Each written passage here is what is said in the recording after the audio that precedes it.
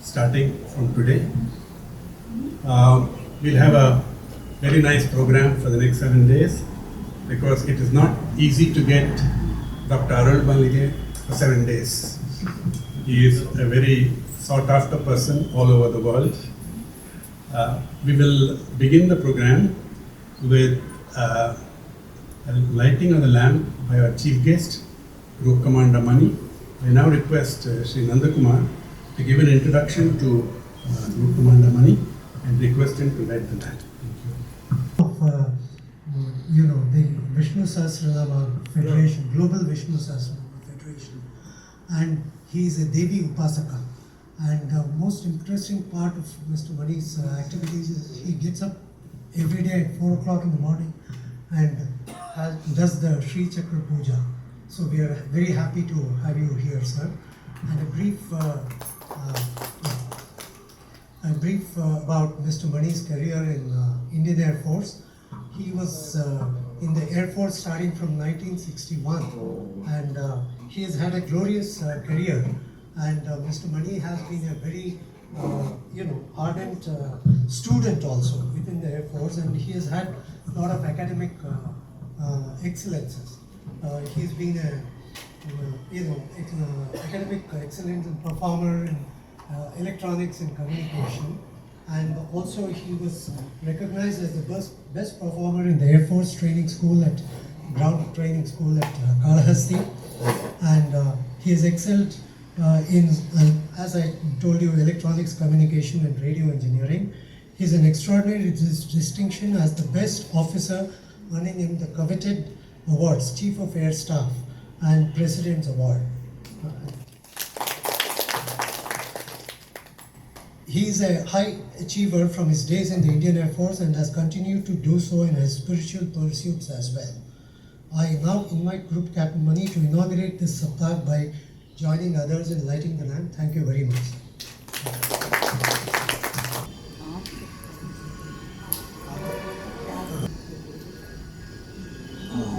You did it.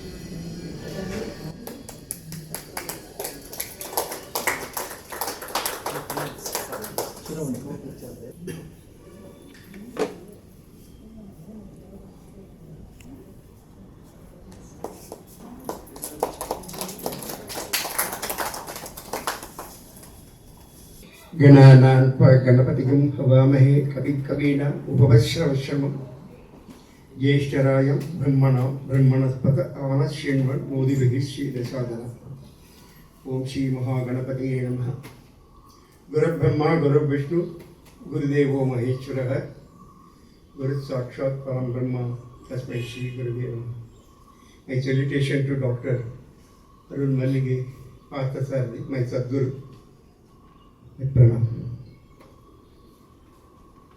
I am really honored to be with you today. I had a very good darshan of Garuda sitting here, which I wouldn't have got. It would have been in 412 Jalvayu here. It's a great thing. Garuda never comes to anybody's house. He's a pure person. He will only bless the devotees who are very, very, very humble and simple. Vijay and Mrs. Vijay is blessed. And normal, they are not going at all. They are just watching. See, all Hindus, when they go out in the house, they see Shakun. Most of us, we go see Shakun and see whether everything is okay or not. We don't meet with the accidents. Shakun is super. It shows that dil jitne safed hai, dil jitna bada hai. That is all Vijay and Mrs. Vijay. Namaskar. As my friend has already explained to you about me, I'll only 2 minutes about my profile, then I'll get on to that. I started my career with a scratch actually, as a normal soldier, and I struggled. My father is a Ganapati, my grandfather is a Ganapati. All of we are Vedic Pandits and Sri Vidya Upasakas. The poverty led me to Air Force as a Brahmin. I struggled hard. I passed my engineering from London also. Then I struggled to become an officer and rose up to the colonel, group captain. Simultaneously, I continued my Sri Vidya, which I never let down. See, the Brahmanyam Sarva Dhammajam Loka Nam Kirti Vardhanam. This is Bhishma Pitamaha's word.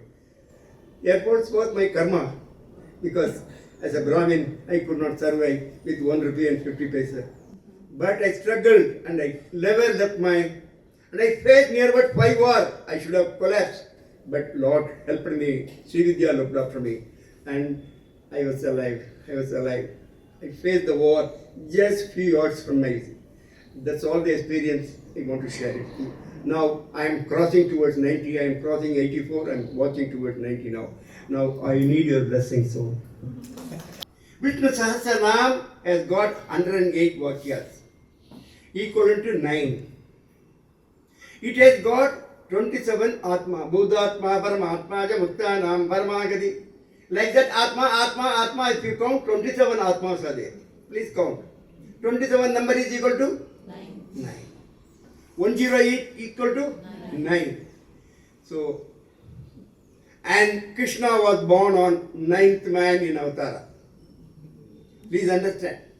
So, this 9 is equivalent to Sri Vidya. You know, in mathematics, somebody is there, sin square plus cos square is equal to 1. LHS is equal to RHS. We prove. Am I wrong or right? So, now we prove that Vishnu Sahasranamam is equivalent to 9. It means Sri Vidya. So, if you can practice Vishnu Sahasranam, you are practicing Sri Vidya. Sri Vidya has got Nava Avarana. It has got 9 steps to reach the mother. And it is a very difficult job. And Vishnu Nama Sahasram Me Srinu Baba Payabham Yani Namani Gunani Vidyadhani Mahatmana. So those who want to practice Sri Vidya, very easy job to practice Vishnu Sahasranam. Vishnu Sahasranam gives you tremendous impact and energy to propel your system. You require a fuel to run your car. You require gas in your kitchen. So in your lifestyle also, we require energy to run our system. That is Vishnu Sahasranam. Vishnu Nama Sahasram Me Srinu Baba Payabham. It's a great thing. So my humble request is, I must have done few trillions of Vishnu Sahasranam. I was a regiment commander in Darjeeling, sitting near Manasarovar. When I get up, I'll see Manasarovar. I was a commander. So when I had to come down to Darjeeling from Bagdogara, that is Siliguri, it will take me 2.5 hours. I was a commander, so driver was driving. My job is to chant 54 times Vishnu Sahasranam. When I will give him back, he will chant 54 times Vishnu Sahasranam. Since I was a commander, there was no job other than chanting Vishnu Sahasranam. Everybody does my work. What I am telling, and having a Manasarovar darshan, early morning 3 o'clock. Fantastic darshan. I was at 14,000 feet height. Beautiful. What I am telling, Vishnu Sahasranamam can give you such beautiful darshan. Even though I was in the Air Force, Bhishma looked after me. Mani, please see. My humble request is, try to practice Vishnu Sahasranam at least few times in a day. 1 time in a day. Now coming to Hindu Dharma, the most important thing in life is that we should try to understand some important things in life. This manas, in Tamil we call them manam. In Kannada you call manas. This is the main thing which controls the whole system. Today we are finding major problem because of the disturbance of the manas. You see how much disturbance is rape, robbery, killing, murder, everything is controlled by manas. Vishnu Sahasranam controls the manas. You must have seen a fast track watch which is controlled by your mobile. Yes or no? It is controlled by Bluetooth. All of you know. Vishnu Sahasranam has got a Bluetooth which controls your manas. Please understand. If you believe fast track can control you, your mobile, when the call comes, fast track tells call, go. Am I wrong or right? Vishnu Sahasranam is same. It is an artificial intelligence. This is a real intelligence. Try to understand. Fast track is working on artificial intelligence, whereas Vishnu Sahasranam is working on real intelligence. And I am telling you, yesterday one thing happened. Some people like Vijay called me for Chandi Homa. Myself and my wife went. Normally, Dampati Puja, they did Dampati Puja for me. Dampati Puja is to be done only after Homa. Some or other, the Panditji was negative type. He was doing everything, padapat.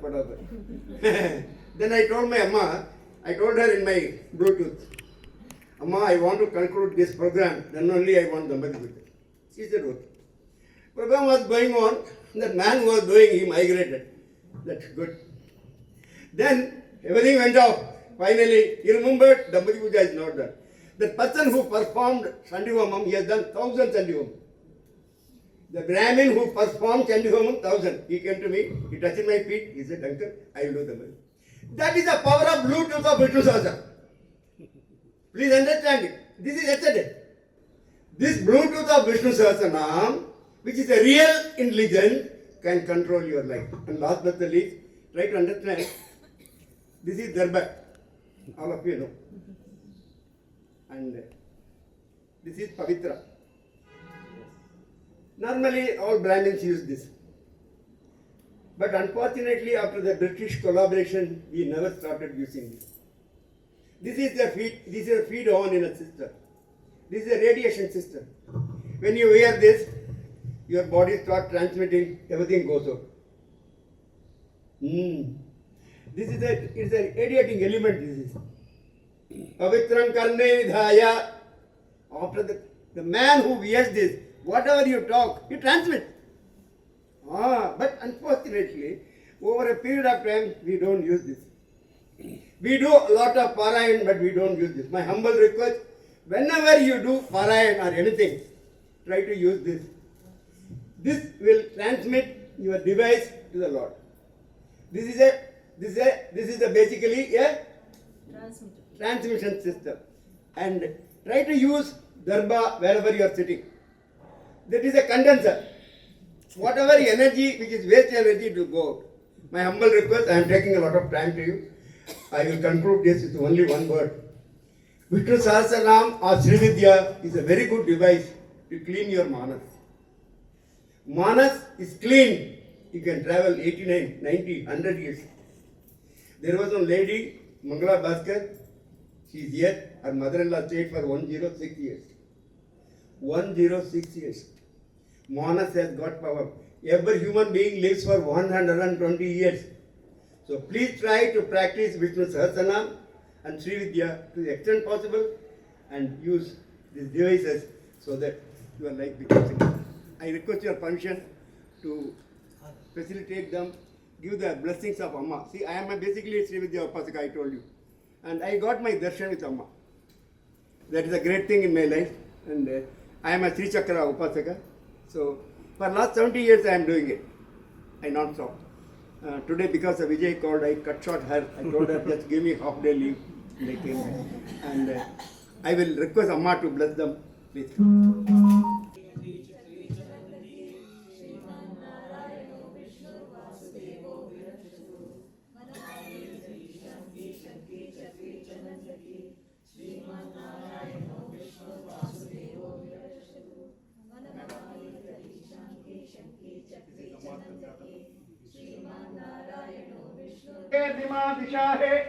Satam yo nattatayo ajita indrane dadhari durida nivishya ekatvara padavi devayana antaradhyaya padivi vikanti dirvattattamaya shimara gyamavida sobhamanam adiyade दत्तमन्त्र उपदेशाय स्वप्रकाशानन्दतीतावधूत मम गुरुपादद्वयाय नमो नमः. Those of you who have your books, we'll see.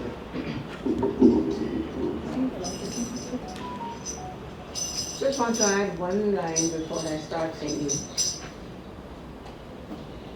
born into an Andhra family, married into a Tamilian family, but raised in Bangalore, so I add fastest in Kannada. Then of course with my husband's postings in the State Bank of India, all over India and all over the world, learned Marathi, various things. But most importantly was exposed to different genres of music wherever my husband was posted. I had the best of masters, mostly two people who were students of Pandit Onkar Thakur of Benares. And they were my gurus. Having been trained in classical Carnatic music, when I went to Delhi, the first thing they learned to do is the Saptaswaras, emphasis on the bhava or the gamakam or the shruti is different. But the approach to the Lord Almighty is the same. So I was like a blotting paper. Anybody who would teach me any song, I was willing to learn. And now I'm very happy that I continue to teach these songs. Shiromani is one of the students we get, and I see the other students also here. Because I found the easiest way to connect to God is through song. You can just feel it, keep it in your mind, introduce the voice, whether you have been taught singing or not. I will tell you that it's the easiest form of reaching the Lord Almighty. So today we will sing Muddugare Yashoda. Those of you who want to join me as I am singing, you are most welcome. Muddugare Yashoda Mungiti Mutyamu Vidu Diddarani Mahimala Devaki Sutudu Muddugare Yashoda Mungiti Mutyamu Vidu Diddarani Mahimala Devaki Sutudu Antaninta Golle Tala Aracheti Manikyamu Pantamade Kamsuni Palivajramu Antaninta Golle Tala Aracheti Manikyamu Pantamade Kamsuni Palivajramu Kantula Mudu Lokala Garuda Pacha Pusa Kantula Mudu Lokala Garuda Pacha Pusa Chendala Malo Nunna Chinni Krishnu Chendalo Malo Nunna Chinni Krishnu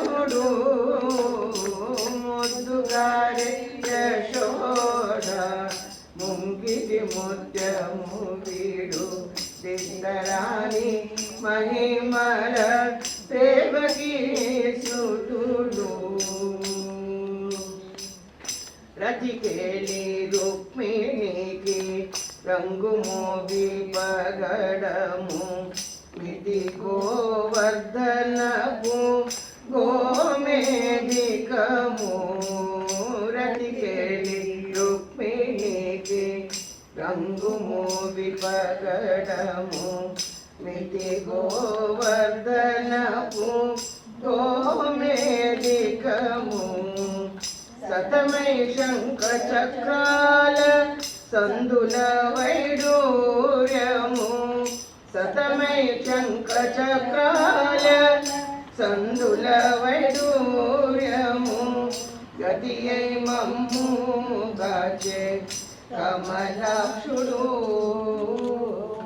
Gadiyai Mammu Gache Kamalakshudu Muddugare Yashoda Mungiti Mutyamu Vidu దిగ్గరాని మహిమల దేవకీ సుతుడు కాలింగుని తలలపై గప్పిన పుష్యరాగము ఏలేటి శ్రీ వెంకటాద్రి ఇంద్రనీలము కాలింది తలలపై గప్పిన పుష్యరాగము ఏలేటి శ్రీ వెంకటాద్రి ఇంద్రనీలము పాలజల నిధిలోన బాయని దివ్యరత్నము పాలజల నిధిలోన బాయని దివ్యరత్నము బాలుని వల తిరిగి పద్మనాభుడు బాలుని వల తిరిగి పద్మనాభుడు ముద్దుగారే యశోద ముంగిటి ముత్యము వీడు దిద్దరాణి మహిమల దేవకీ సుతుడు దిద్దరాణి మహిమల Devaki సుతుడు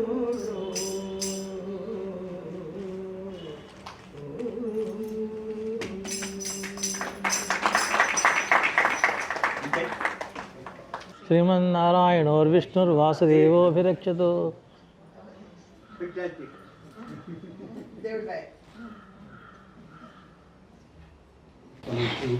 If you like to purchase it, you're most welcome. Notable among them are the 10,000 songs of Haridasa, Vishnu Sahasranama, and more recently the Bhagavata. He has received several awards. There are so many of them, Aralumallige, it's difficult for me to read all of them. Prominent among them being the Karnataka Rajyotsava Award, the Global Heritage Award, the Visionary of Asia Award, and from New Zealand, the Bhagavata Surabhi Award. I would now request Dr. Aralumallige to start his discourse.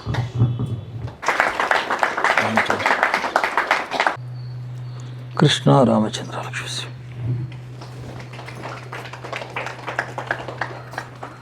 तं गुरूणाम् आकृतिं स्मरेत् तेन विघ्नाः प्रणश्यन्ति सिद्ध्यन्ति च मनोरथाः एवं तत्प्रविश्य मम वाचमिमां प्रसुप्तां सञ्जीवयत्यखिलशक्तिधरस्वधां अन्याञ्च हस्तचरणश्रवणत्वगाधीन् प्राणान्नमो भगवते पुरुषाय तुभ्यम् मनोजवं मारुततुल्यवेगं जितेन्द्रियं बुद्धिमतां वरिष्ठं वातात्मजं वानरयूथमुख्यं श्रीरामदूतं शिरसा नमामि जन्माद्यस्य यतोऽन्वयादितरतश्चार्थेष्वभिघ्नस्वराट् तेने ब्रह्महृदायादिकवये मुह्यं तियं सूरयः तेजो वारिमृतां यथा विनिमयो यत्र त्रिसर्गो मृषा धाम्ना स्वेन सदा निरस्तकुहकं सत्यं परं धीमहि निगमकल्पतरोर्गलितं फलं शुकमुखादमृतद्रवसंयुतं पिबत भागवतं रसमालयं मुहुर्हो रसिका भुवि पावका कृष्णाय वासुदेवाय देवकी नन्दनाय च नन्दगोपकुमाराय गोविन्दाय नमो नमः नमो माध्याय. First of all, let me prostrate at the feet of Lord Sri Krishna. My Sashtanga pranams to all the gods, rishis, brahmarshis, maharshis, rajarshis, saints, sages.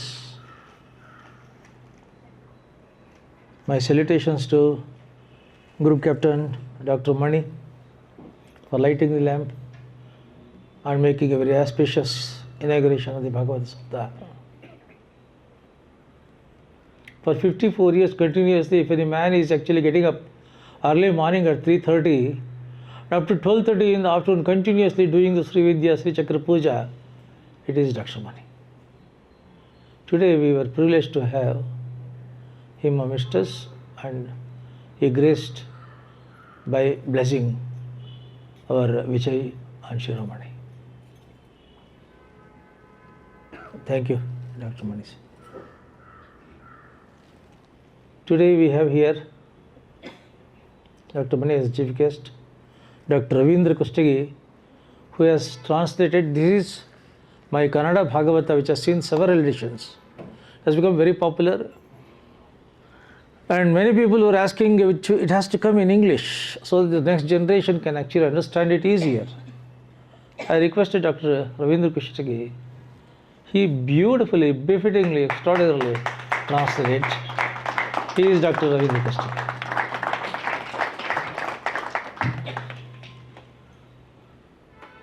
And we have our friend Nagendra Kumar, who is the zonal manager of Corporation Bank. Today we have Satish Mokshagundam, the grandson of Mokshagundam Vishweshwaraya is here.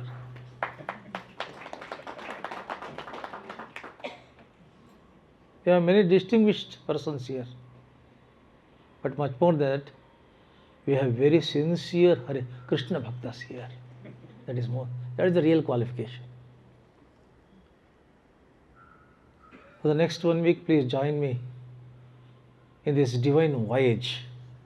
Among all the rivers of India, Ganga river is the most sacred river.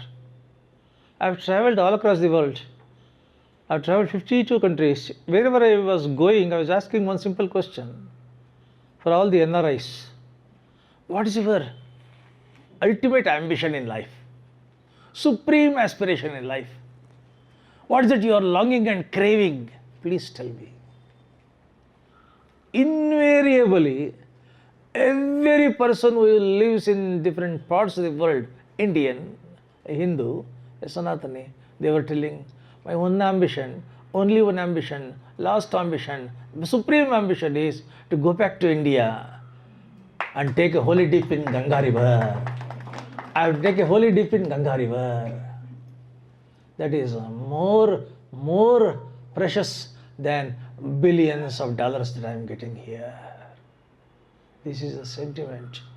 Among the rivers, Ganga is so sacred and so divine. Among the ocean, Ksheerasagara.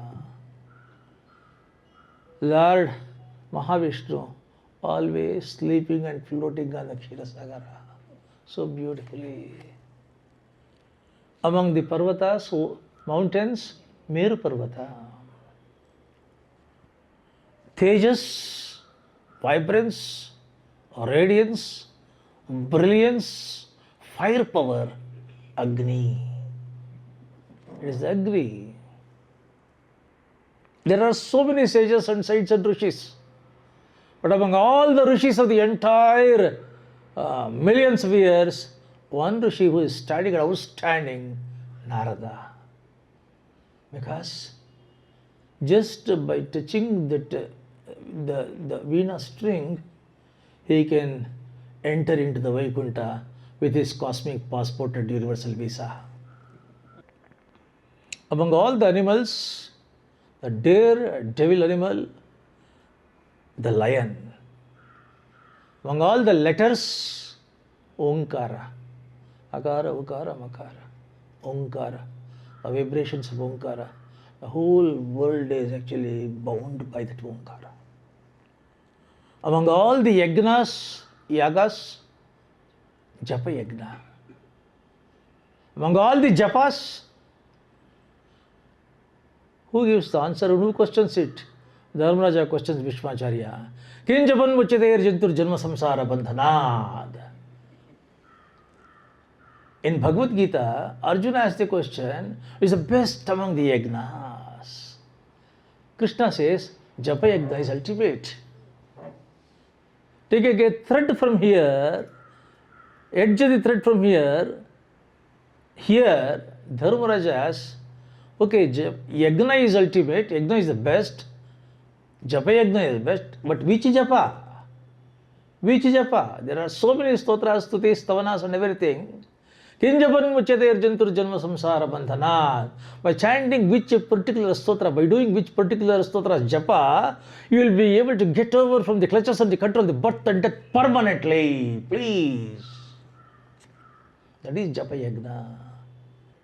Among all the yugas, Kruta Yuga is ultimate. Among all the published books in the entire Kali Yuga, Bhagavata is ultimate and supreme. Bhagavata, if there is one book which has been written by Sakshat Narayana, who takes his Gnana Avatara in the form of Vedavyasa. Vedavyasa is the writer of Bhagavata, but Vedavyasa is none other than Vishnu. Vishnu takes different direction, different dimension, different avataras, different mahimas, different rupas, and one greatest avatar of Lord Mahavishnu is Gnana Avatara as Vedavyasa.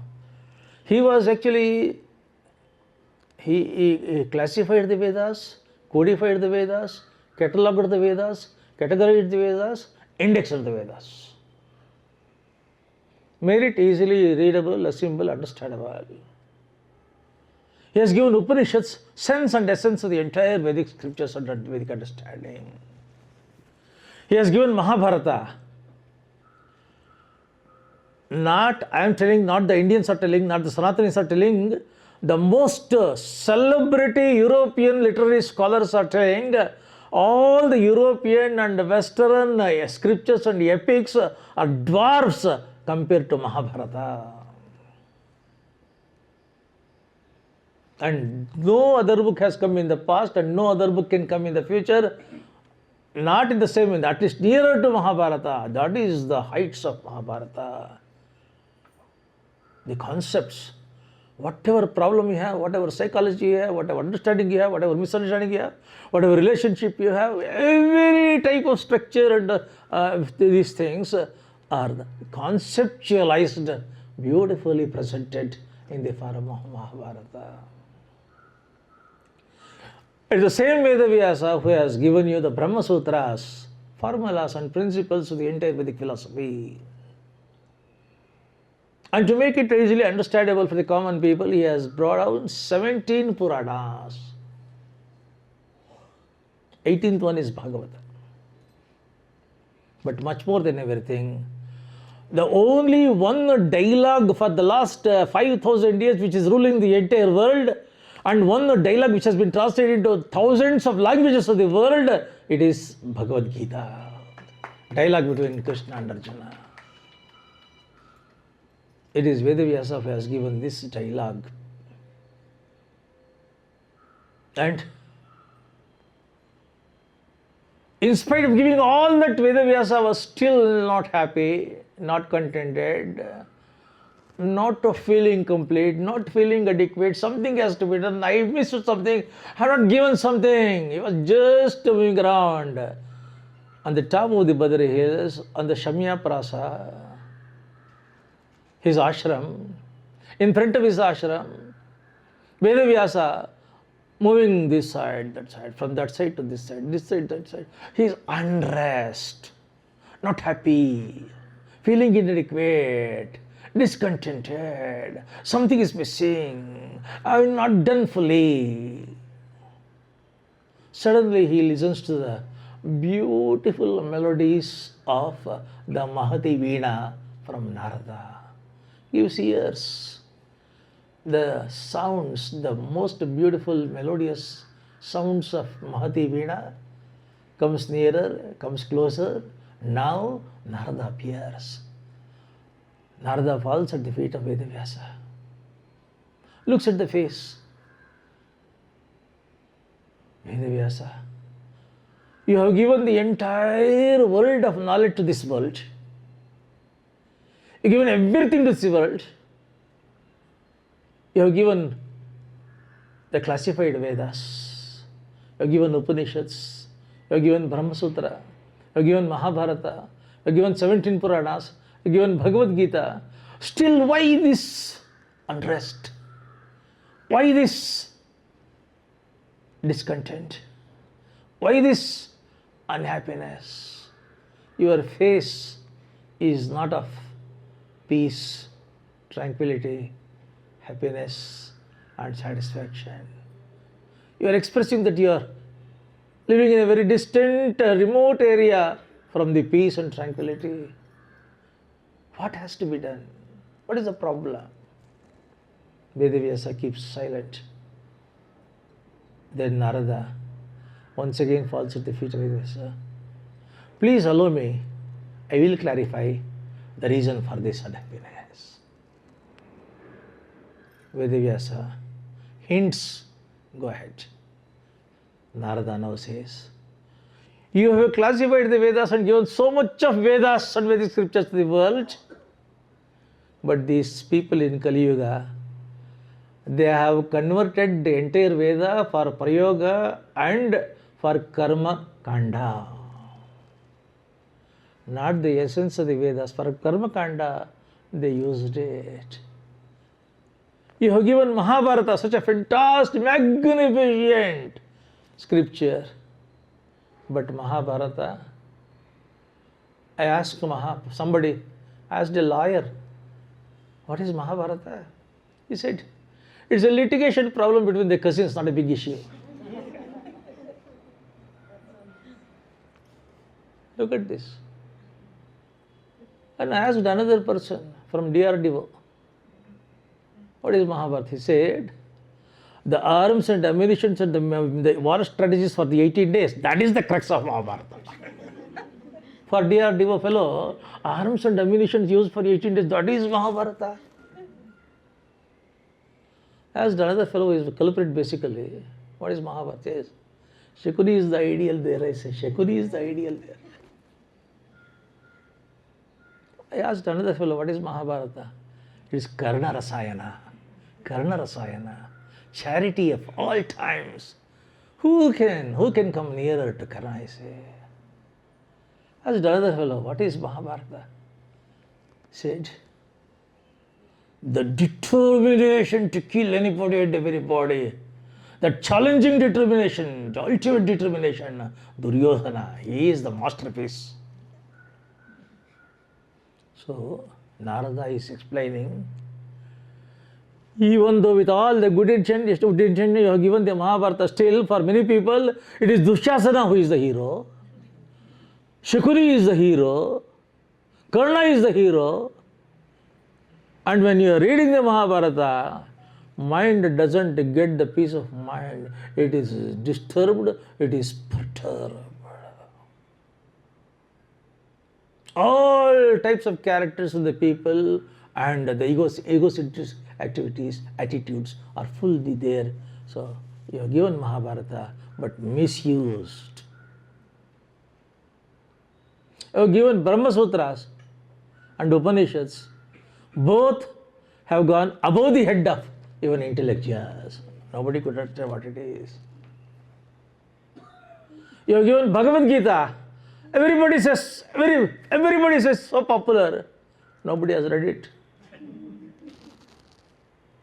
It is like Rabindranath Tagore's Nobel Prize work. Everybody says he got Nobel Prize. Great. Nobody in India has read that work of Rabindranath Tagore. Look at this. Yes. They have given Bhagavad Gita. People of India are so cunning, they have misused it, they have abused it, they have used it for their selfish, they say, it is Karma Yoga, Karma Yoga. I see God in my work. I see God in my profession. I don't want to go to temple. No Krishna, nothing to it. Don't tell all this. My patients are my God. My business is my God. My cash counter is my God. Look at this. People misused the Bhagavad Gita.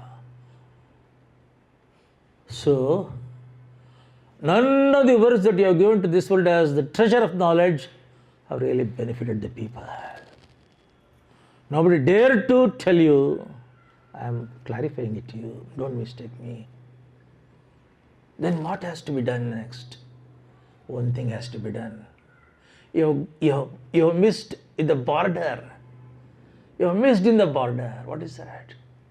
In Mahabharata and Bhagavad Gita, you just brought the glimpses of Krishna. But Krishna is not a glimpse. Krishna is not a part-time. He is Vishnu Vashatkara.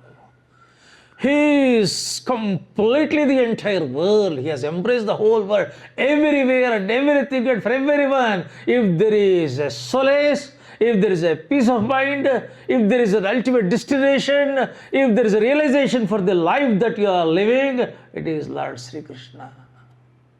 Unless you give the stories, events, episodes, eventful events, celebrations of Krishna, how can you feel happy? You cannot feel happy. You have not given complete celebration life of Krishna, works of Krishna. Please come out one such work without any of these blemishes, which dances to the musical tunes and tones of Sri Krishna. Please come out. Then Narada tells, whatever knowledge and whatever intellect and whatever strategy, whatever tactic, whatever technique that you have given, whatever concepts and perceptions that you have given in all your works, they touch the mind and intellect. Only bhakti will touch the heart. Only bhakti will touch the heart. Now, all these things which I have given, they are touching the mind and intellect. And I want one work from you which touches the hearts of everyone, which makes the people to close their eyes, which makes the people to travel to their celestial heights, which makes the people to experience the presence and the grace and the sakshatkar of Sri Krishna when they are living. Ordinary people, when they are dancing, singing, when they are chanting, closing their eyes, they must feel Krishna, they must experience Krishna, they must sing with Krishna, they must dance with Krishna, they must embrace Krishna, and they must forget themselves. That should be one such a work that you have to bring about. You should be full of bhakti. Now Vedavyasa feels happy, tells, tell me what I have to do, what I have to write. Narada says, you have to write one work, Srimad Bhagavata. Why you are stressing and emphasizing so much on that? Narada says, it is not statement, it is not narration, it is personal experience, my experience. My experience tells you. What is your experience? Narada closes his eyes, tells to Vedavyasa, don't think that this is my first janma. Whole world is thinking that Narada, who is having Mahati Veena on the one hand, cosmic passport on the other hand, goes into all the worlds any point of time. No, this is not my first janma. I had a previous janma.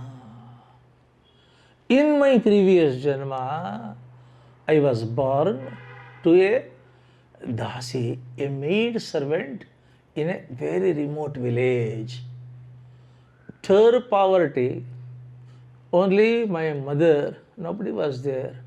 Very small kugrama, completely poverty-stricken, bad state of affairs of the village. There, she was looking after some cows and she was working in some homes. Whatever prasadam they were giving, she was bringing it and feeding to me.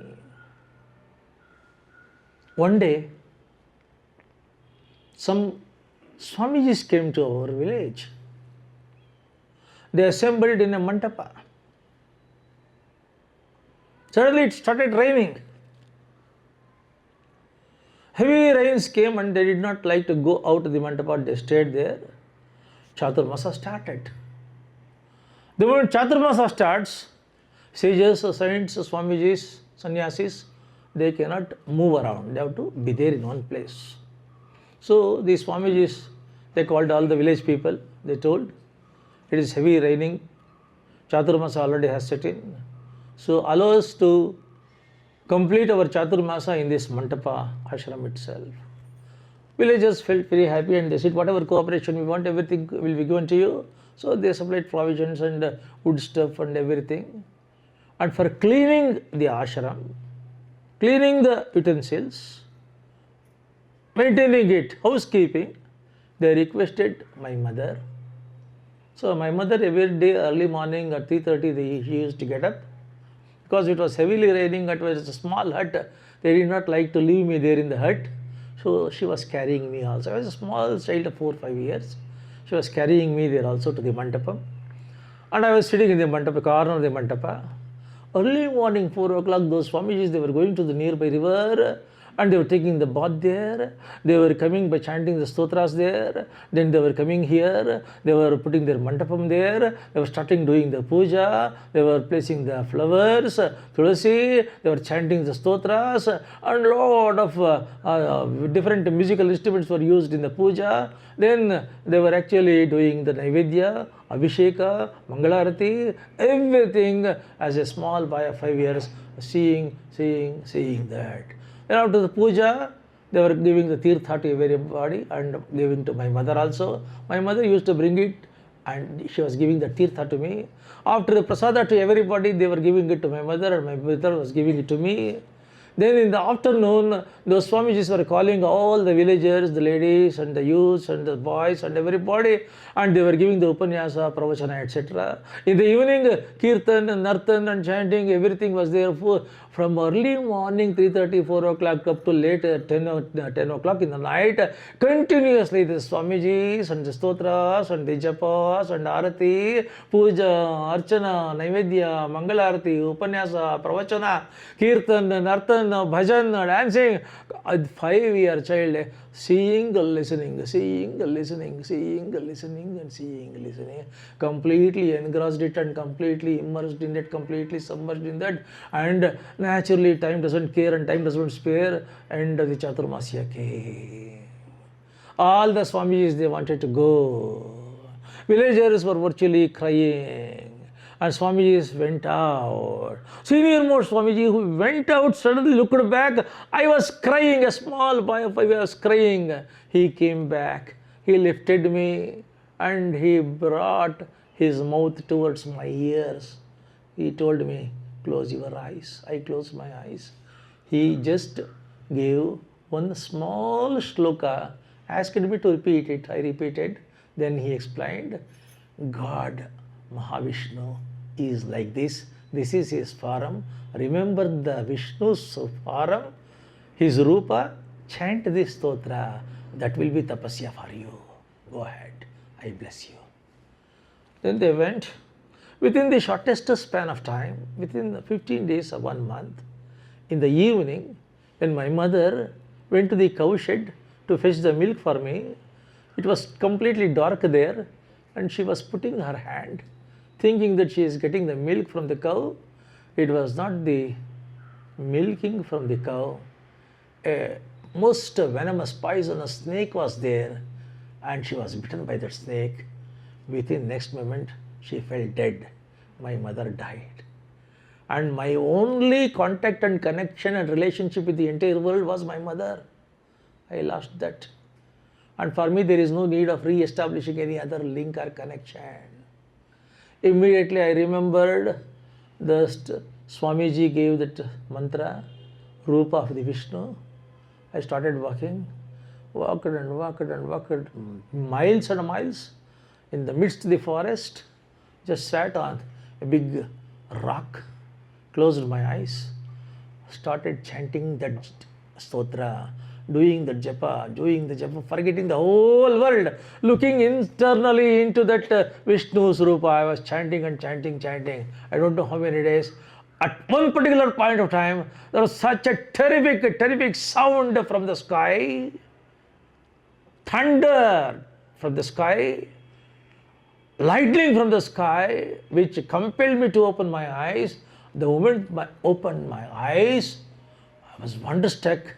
It was Sakshat Vishnu who was giving darshan from the sky to me. He was blessing me. Sakshatkar happened. Darshan, whatever that Swamiji has told, the same Vishnu smiling. Shankha, Chakra, Gada, Padma is there. Chaturbhujadhari, smiling, blessing me. 1 second, it disappeared. I cried, shouted, please come once again. Then there was Ashariravani, Akashavani from the sky. For this life, this much only. From now onwards, just repeat this japa, looking into. Now you have seen me, externally you have seen, close your eye, internally you start seeing me, start doing this. Someday you have to shed the body, every body, whosoever you are, you have to shed the body. Once you shed the body, I personally will come and pick you up. And he picked it up, and in the next Janma, I was born as the son of Brahma. And immediately I went to Vaikuntha. Lord blessed me. Then he says to Vaidavya, why I am telling this? An ordinary child, having no education, having no background, no richness, no understanding, no influence, no recommendation, just immersed in bhakti, innocent bhakti, pure devotion, divine devotion, immersed. And the result is I could become Narada. Now I can go to any world, Vaikuntha. I can have darshan of Vishnu any point of time. This is the power of bhakti. This is the power of bhakti. Anybody, I'm telling you now, all of you are sitting here, close your eyes, forget this world. You have seen this world, you have played with this world, all the games are there, all the strategies you have seen, all the relationships you have seen. Now forget about that. Start looking inwards, become internal, think of the Lord, look at the Lord continuously. Start reading the Bhagavata. One day, during this life, in this Janma, you may be young, old, lady, gentleman, whatever you are, whoever you are, in this Janma, in Kali Yuga, you will have the darshan and sakshatkar of the Lord Vishnu. Because Narada says in Padma Purana, for Vishnu, there is no bias, there is no prejudice, there is no partiality. Even for Narayana, if there is a recommendation, influence list, if there is a partiality, bias, then why should we call him as the God, I say. Narada tells in Padma Purana, people of Kali Yuga, be aware. You can have darshan. Because for him, Kali Yuga, Kruta Yuga, in fact, Kali Yuga is more easier to have darshan of Lord. That is how Vedavyasa. Now Narada goes out. Even after so many days of Narada's going, that Mahati Veena sound is still lingering into the ears of Vedavyasa. And now Vedavyasa decides. He comes onto the banks of Saraswati river, sits there, closes eyes, looks inwards, and he could see the entire world. He could see the Virat Rupa of the Lord, and he could see how from the navel of the Lord Vishnu, Brahma emerges, and along with that, the entire world coming out, and Brahma further creating so many people, then Brahma creating the Brahmanda, and Lord taking different avatars and different rupas. All that he was just seeing, that whatever he has been seeing, he documented it, it became Bhagavata.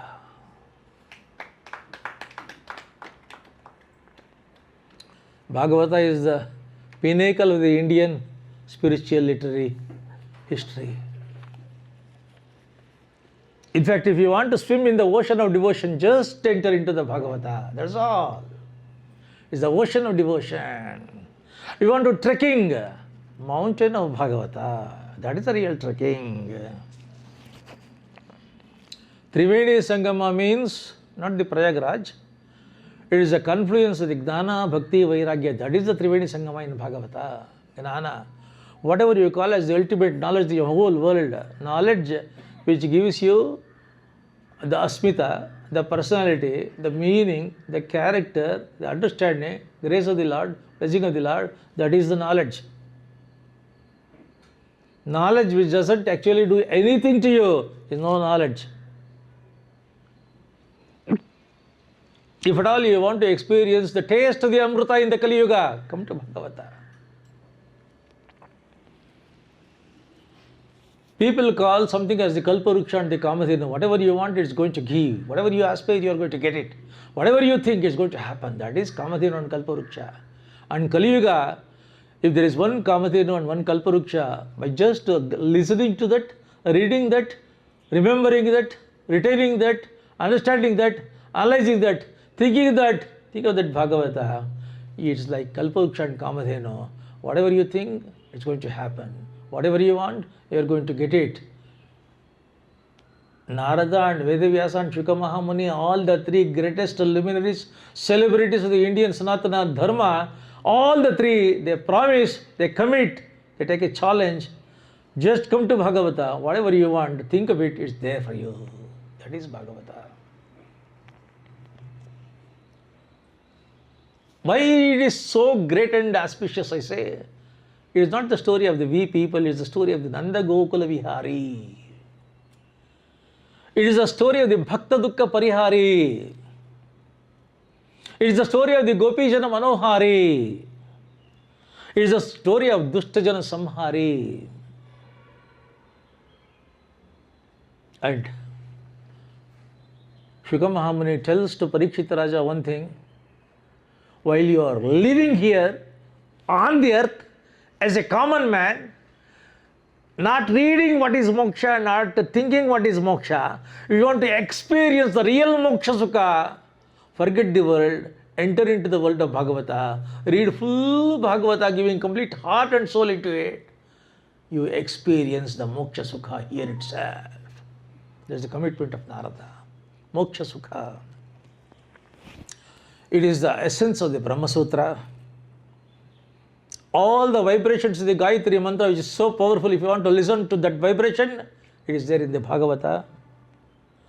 Hayagriva Upasana is one of the ultimate and very rare, very, very difficult Upasana. And if that Hayagriva Upasana experience has to be a mystical experience, if you want to experience that mystical experience, read Bhagavata. Much more than anything. Money will come to you, attachment will come to you, wealth will come to you, awards will come to you, recognition will come to you, lot of friends, relatives, company will come to you, but nobody will come with you. Nobody will come with you. They come to you, that is all. Ultimately, your money, your wealth will not come with you. Your relationship, friends and circles will not come with you. Your attachment, understanding will not come to you. Your kith and kin, they don't come with you. Even your knowledge, it will not come with you. Scriptures that you have gone, number of books that you have studied, that will come to you. Only one thing, name of the God, bhakti at His feet. These are the only things which can be transferred as FD into the next one.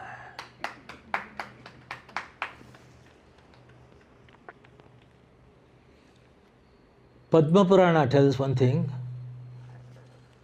if at all an ordinary person has to get the rewards or the benefits of performing the Ashwamedha Yaga and Rajasuya Yaga in Kali Yuga.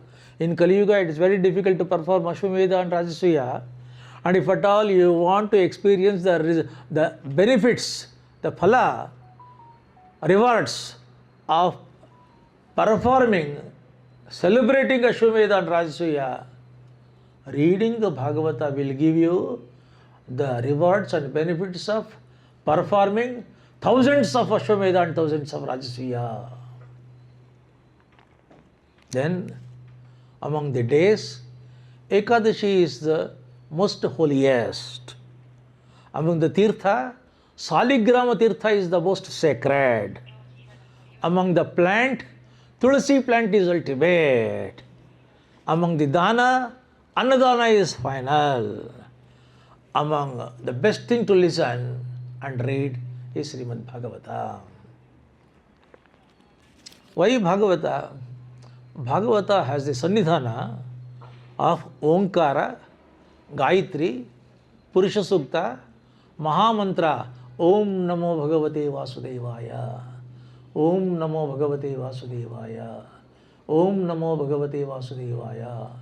This is Mahamantra for Kali Yuga, because when Dhruva was shunted out from his stepmother, went to the forest to perform tapasya, a 5-year child doesn't know the spelling and the meaning of tapasya. He goes there and Narada comes, frightens him. Then the boy says, Narada says, for 10,000 years nobody dared to enter into this wild forest. How dare you have entered here? And you don't know the meaning and the spelling of tapasya? You have come here, get back. Dhruva says, Narada Mahamuni, just now you told, for 10,000 years no human being has come to this forest, and now you have come here. And just now you told, I don't know anything about tapasya, you are a master of tapasya, please train me and teach me. Then Narada was so pleased, he tells, for your age, for your level of understanding, the best tapasya is chant this Mahamantra, Om Namo Bhagavate Vasudevaya. For Dhruva that is okay.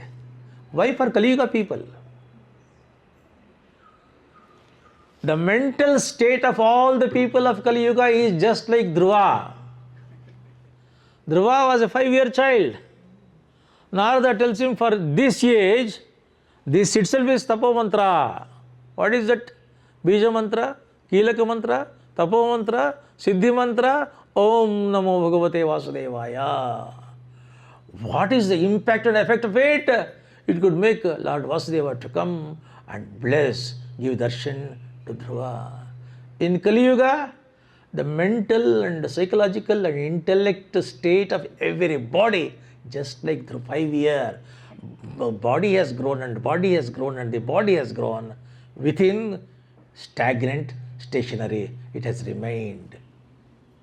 Dwarf, intellectually dwarf, spiritually dwarf, understandably dwarf, physically strongest.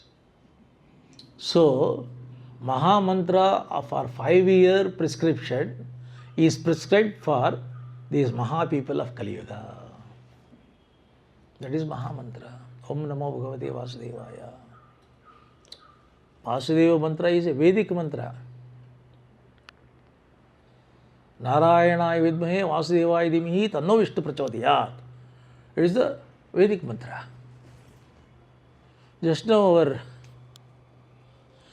chairman of Global Vishnu Sahasranama Federation, Dr. Mani, was telling, chant Vishnu Sahasranama. Why? Because it contains the extraordinary reward and the benefit of both these, Om Namo Bhagavate Vasudevaya and Narayana Sukta Mahamantra, Narayanaya vidmahe Vasudevaya dhimahi tanno Vishnu prachodayat. How this Vishnu Sahasranama conclusion, Vanamali Gadi Shangi Shanki Chakri Chalandaki Srimad Narayana or Vishnur Vasudeva Virakchatu. Narayana, Vishnu, Vasudeva. Narayanaya vidmahe Vasudevaya dhimahi tanno Vishnu prachodayat. Same thing, it concludes Vishnu Sahasranama. The power of Vishnu Sahasranama lies in this. It includes Vasudeva. And we start the Vishnu Sahasranama by telling Om Namo Bhagavate Vasudevaya Vishwaspai Namaha. Look at this.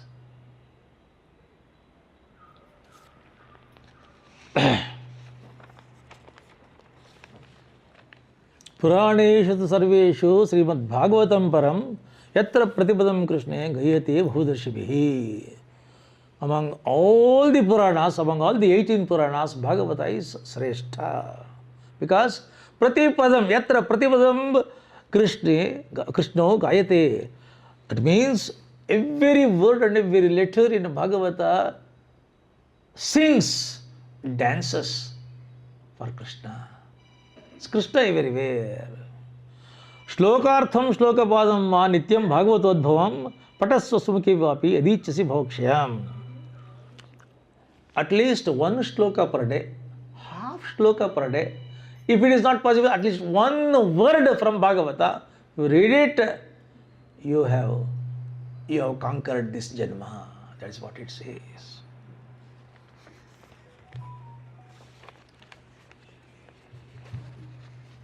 When Bhagavata, this Vedavyasa has written the Bhagavata, but it has to be given to somebody.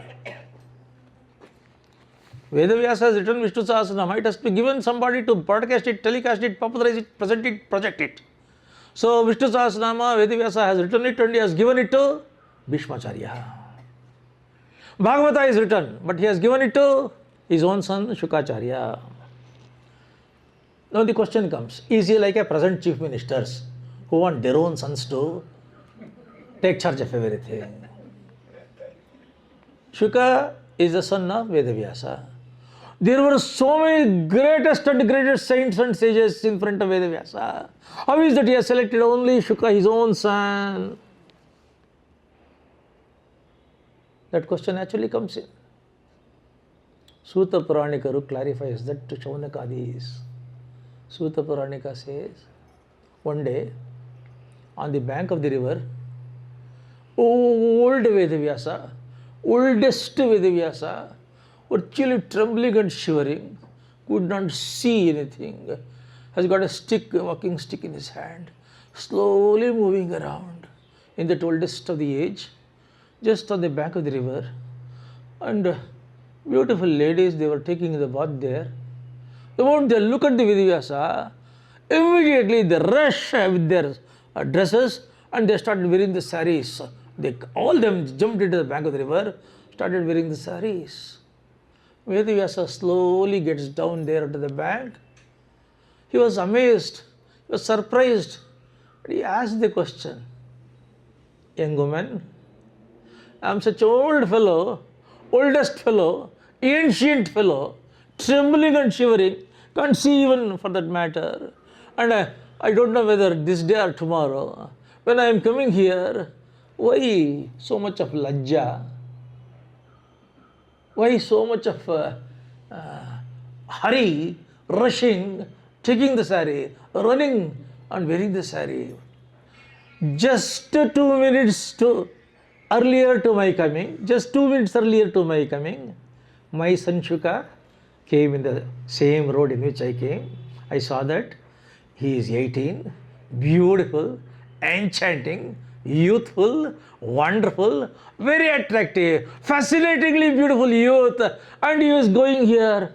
You never bothered, you never perturbed, you never disturbed, you never rushed, you never running, you continue to take your bath without bothering about that. I can't understand this. I'm such a old fellow. Then all of them, they clarified to Vedavyasa, Acharya, you are old, you are so much old, you are so ancient, you can't even look. But in the heart of heart, internally, in one part of one corner of your mind, you know pretty well that you are a gentleman, we are ladies. But your son Shuka, even though he is going here, he don't know that he is a gentleman, he don't know that we are ladies. Always he is thinking only of the Lord Vishnu, Narayana. There is nothing, he doesn't know anything about this world.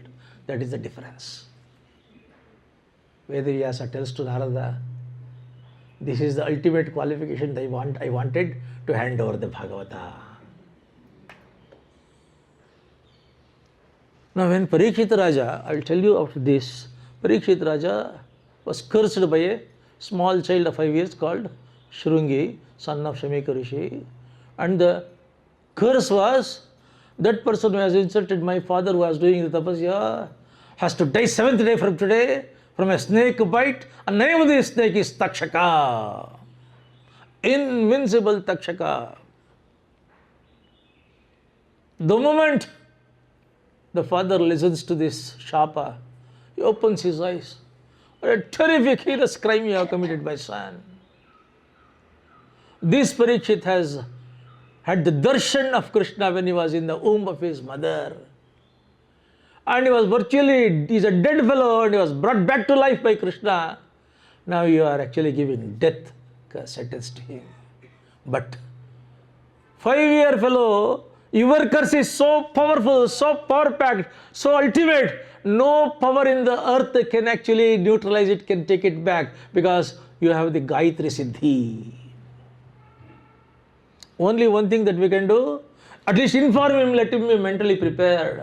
So they said a person called Gauramukh who had Godspeed went immediately, informed Parikshit. Within seconds, Parikshit hands over everything to his son Janmejaya, comes onto the bank of the Ganga river in Haridwar, sits there. All the rishis of India at the time, they come from their yoga drushti, sit there. He asks them, what a person who is entering into the mouth of a serpent called as death has to do. Oh, they say dana, dharma, yagna, yaga. He says, I don't have time for all that. Running out of time. Please. Shuka Mahamuni comes in. Shuka Mahamuni comes in and he asks Shuka. Shuka says, there is one thing. You have asked a very right question and a bright question, Parikshita. What is that? I don't have time. Only 7 days. Please tell me, what a person who is in the evening of life, last hours of life, what he has to do? What he has to do? Shuka says, stop it. This is not your question. This should be the question of every sensible person in this world. Every person should know, at least you are happy, you are great, you are lucky, you are sure of staying here for the next 7 days. Nobody in the world knows whether they will be there tomorrow or not, next hour or not. So your question holds good for everybody in this world. I am going to answer, not for you, for everybody. Now he says, what is the answer? Close your eyes. He closes. Started telling, he's about to tell Bhagavata. Just about to start Bhagavata. Janmadhyasya etormyati. He's about to start. Suddenly large number of flights on the sky. So many flights. Shuka opens. Parikshit opens. All the flights landed. From the front flight, Devendra gets down. All the attendant gods, semi-gods, demigods, everybody they gets down. And Indra is having a kumbha in his hand. He comes, he gives that kumbha to one of the gods and he falls at the feet of Shuka. He says, what you are telling to Parikshit? I am telling Bhagavata. Why you are telling Bhagavata? You are telling Bhagavata because 7 days a snake will bite him and is going to die. I am so happy that you are telling Bhagavata to him. Yes, not for that. I have come here with a pot full of amrita. Even after the snake bite, if that fellow if the fellow falls dead, still I give this amrita. Once you give this amrita to your shishya Parikshita, the body gets up, body sits there, body starts reliving. So I have brought amrita from Devaloka. What a generous, what a magnanimous Indra, Devendra you are, I say. You are great. Give it here. He says, no. Terms and conditions apply. What is that? If I give this amrita to you, you will give it to Parikshita. Parikshita will get back his life. In return, I want Bhagavata Kathamrita which you are about to start, about to tell, you have to give that Bhagavata Kathamrita permanently as our right to him, to us. You have to give this Bhagavata Kathamrita to us permanently. It is our property then. Then take this Samrita. Kwa kwachaha, kwa sudhamani. Where is a piece of glass and where is a kaustubhamani? Say. Shuka Mahamani says, this Samrita which you have brought is just a piece of glass. If I give this, he will take Amrita. The dead body will get up and he will live once again as a man. But if I give this Bhagavata Kathamrita, if he consumes the Bhagavata Kathamrita, he will escape from the clutches of the birth and death permanently. No rebirth for him. By drinking your Amrita, he will get rebirth. By taking my Amrita, no rebirth. Take back. Thank you. And all the gods, they take back that, they come to Satyaloka and they give a petition to Brahmadeva, as the Brahmadeva. He says that the divine nectar of Devaloka is not superior to that of Bhagavata Kathamrita. Why is that it's so great? Then Brahma, in front of all the gods, summons for a balance, weighing machine. All the Vedic scriptures and whatever you call as the components and contents of the knowledge of the entire world, all the literature, Vedic literature and Sanatana literature and Dharmic literature, every type of literature he puts on one plate of the weighing machine, and Bhagavata onto the other plate of the weighing machine. In front of all the gods, Brahma weighs it, and all those Vedic scriptures and other scriptures and the religious scriptures that he has placed, it floats as a very light one, that plate, and the Bhagavata plate, it actually crumbles, it goes down because they very heavy weight. Brahma declares, in all the world, in the entire world, all the 14 lokas, if there is one most auspicious, most sacred, most holy literature, that is Srimad Bhagavata. I was just telling about significance of Bhagavata, importance of Bhagavata. Among all the Puranas, Bhagavata Purana is supreme, but Padma Purana is also equally great, Sattvic Purana. Padma Purana tells anybody who reads Bhagavata in Kali Yuga, forgetting all the laukiks, completely embracing the feet of Krishna, thinking of Krishna, if you read the Bhagavata, possibly that is the last janma for you, Padma Purana says. Reading the Bhagavata is different. Bhagavata qualifies it. You have to dealing with the entire laukic attitude, activity and the world. Embrace the feet of the Krishna and forget the whole world. Start listening to Bhagavata, reading the Bhagavata, do the Mangalam conclusion of the Bhagavata. This will be the last life for you. That is the Phalashruti. Why Bhagavata is so great? Padma Purana tells a beautiful story. There was a scholar called as Atmadeva. He was a dharmishta, he was a gruhastha, he was a taponidhi, he was a rich man also. He had quite good influence in the entire area there. He had a wife called Dundhuli. Atmadeva, his wife is Dundhuli. Very beautiful, but very cunning. Very enchanting, but very quarrelsome. She is always irritating, explosive, sometimes inflammable. That is the type of the personality of that lady, Dundhuli. And always 24 hours, she converted her entire house into a beauty parlor.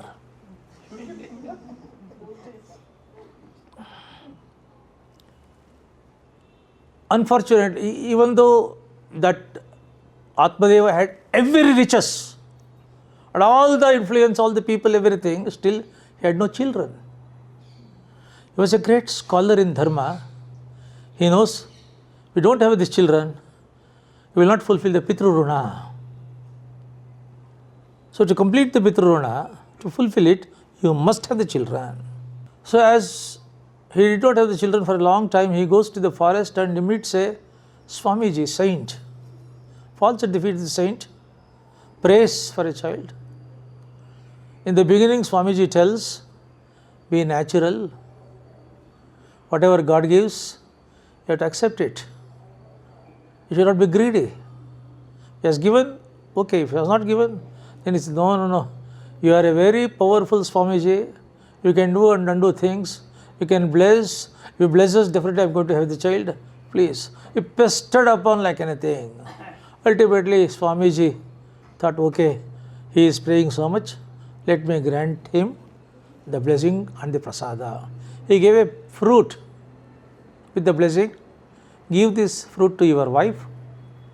She has to eat it with the devotion, bhakti, and for 1 full year she has to conduct vrata, niyama, ekadashi, upavasa, daily puja, tulsi puja, everything he has given the prescriptions, what she has to do. And if she performs that, definitely you are going to have one of the best child. He brings that prasada, gives it with all happiness to his wife Dhunduli. Tells Dhunduli, please have it. If you eat it, we are going to have the children and you will enjoy with the child. But conditions apply. What is the condition? From today onwards, you must do austerity, you must take cold water bath, you must get up early morning, do all the Ekadashi Upavasa, do Vrata, Niyama, Chaturmasya and all that. These are the prescription list. She did not discuss anything. She took the fruit, took it to her room. Immediately she called her sister. She gave a ring to sister, sister came. Then she told, husband has given this fruit to me, if I eat this, I become pregnant. If I become pregnant, I lose my beauty. Secondly, if I eat this fruit, I am going to get a child. Once I get a child, that is the end of my beauty and charisma. Secondly, instead of taking care of my beauty, my life, my personality, my physique, my attraction, I have to take care of that child, which is nothing to do with me. And washing the child, diaper to the child, and it is anti-beauty concept. So I don't want this. But husband has given with the confidence, what shall we do? That sister of Dhunduli is more intelligent and brilliant. She said, all for good. What? Just now I have become pregnant. Just now I have become pregnant. You tell to your husband that you have eaten the fruit. Then you pretend as if you have become the pregnant. After 9 months, once I get the child, secretly I will ship the child to you. Then to take care of you and the child, you summon me. I will take care of the child. Your beauty will remain intact and your husband will be fully happy. And in return, my husband is greedy, he wants money, so you transfer so much of money and gold to my husband's account. Bhagavatam says that. She agreed because Atmadeva was so rich, she did not mind. So immediately the money was transferred, the gold was transferred, and she started preparing as if she is the pregnant. And after 9 months, child was born, secretly handed over. Atmadeva was delighted like anything, got the child from the fruits given as the prasadam blessing by the Swamiji. And the child is the child of Dhunduli, so he named it as Dhundukari. Dhundukari. But the prasadam, the fruit that was given by the saint, that Swamiji to that Dhunduli, she did not keep it, she threw it to the cowshed. In the cowshed, one innocent cow, because it was a fruit, colorful fruit, it ate that. After 9 months, it also gave delivery for a human child. Except the ears, both the ears were the ears of the cow, and it was a human child. Very surprising. But Atmadeva was a tapasvi. He thought, God has come in the form of Kamadhenu to our house. So, through Kamadhenu form, he himself has come. He accepted that also. Now, for both of them, he sent both of them to kindergarten, the play school. In the play school, that Dhundukari son of Dunduli, devastated the entire school, destroyed the teachers, damaged the building. So much of complaints. They stopped it. In the house every day he was disturbing like anything, damaging like anything. And any child which comes to play with that fellow, the child was beaten black and blue. Dundukari became violent, cruel, wild, horrible. This son of the cow was named as Gokarna. Gokarna became very pious, sattvic, sajjan, scholarly, very spiritual. Listening to kirtans, doing the archana, doing the puja, listening to the upanyasa, pravachana, everything. So very, very perfect gentleman, sadachari, sadvichari. But the dastardly, damaging, destructive mentality of that Dundukare created such a ruckus in the entire house. Atmadeva was beaten by the son. Ultimately, he could not stand, he could not withstand. Gokarna calls the father secretly, tells him, meaning of maturity is, the moment you are stopped from thinking of the God, chanting of the God, leave that place fast. Rule number 1. Now here is a situation in the environment where you don't have any chance, opportunity of remembering God, thinking of the God, chanting of the God. Leave this place. Don't be with the crude people, rude people, violent people, cruel people. It destroys your mental stature. Leave. Go to the forest. He took the advice of the Gokarna. Atmadeva in the midnight left in the forest, goes to the forest, started reading the Bhagavata. Look at this. Padma Purana tells, Atmadeva in the midnight goes to the forest according to the advice of the Gokarna, took a book of Bhagavata. He was reading the Bhagavata continuously. When he was reading the Dashama Skanda, 10th chapter of Krishna, reading the Krishna dancing, Rasa Krida, dancing of Krishna, singing of Krishna, looking at Krishna, just reading, thinking and doing that, he died there. That means he got the moksha by reading Dashamaskanda of Bhagavata. Now father is not there. Now this fellow, no asker, no teller of Dundukari, started beating the mother, harassing the mother, wanted everything, and she could not withstand the type of treacherous punishment which son was giving. One night she fell into the well of the house, committed suicide. Now he got scot-free, no asker, no teller. Everything belongs to him only. Unbelievably, in that age, he brought 5 prostitutes and kept in that house.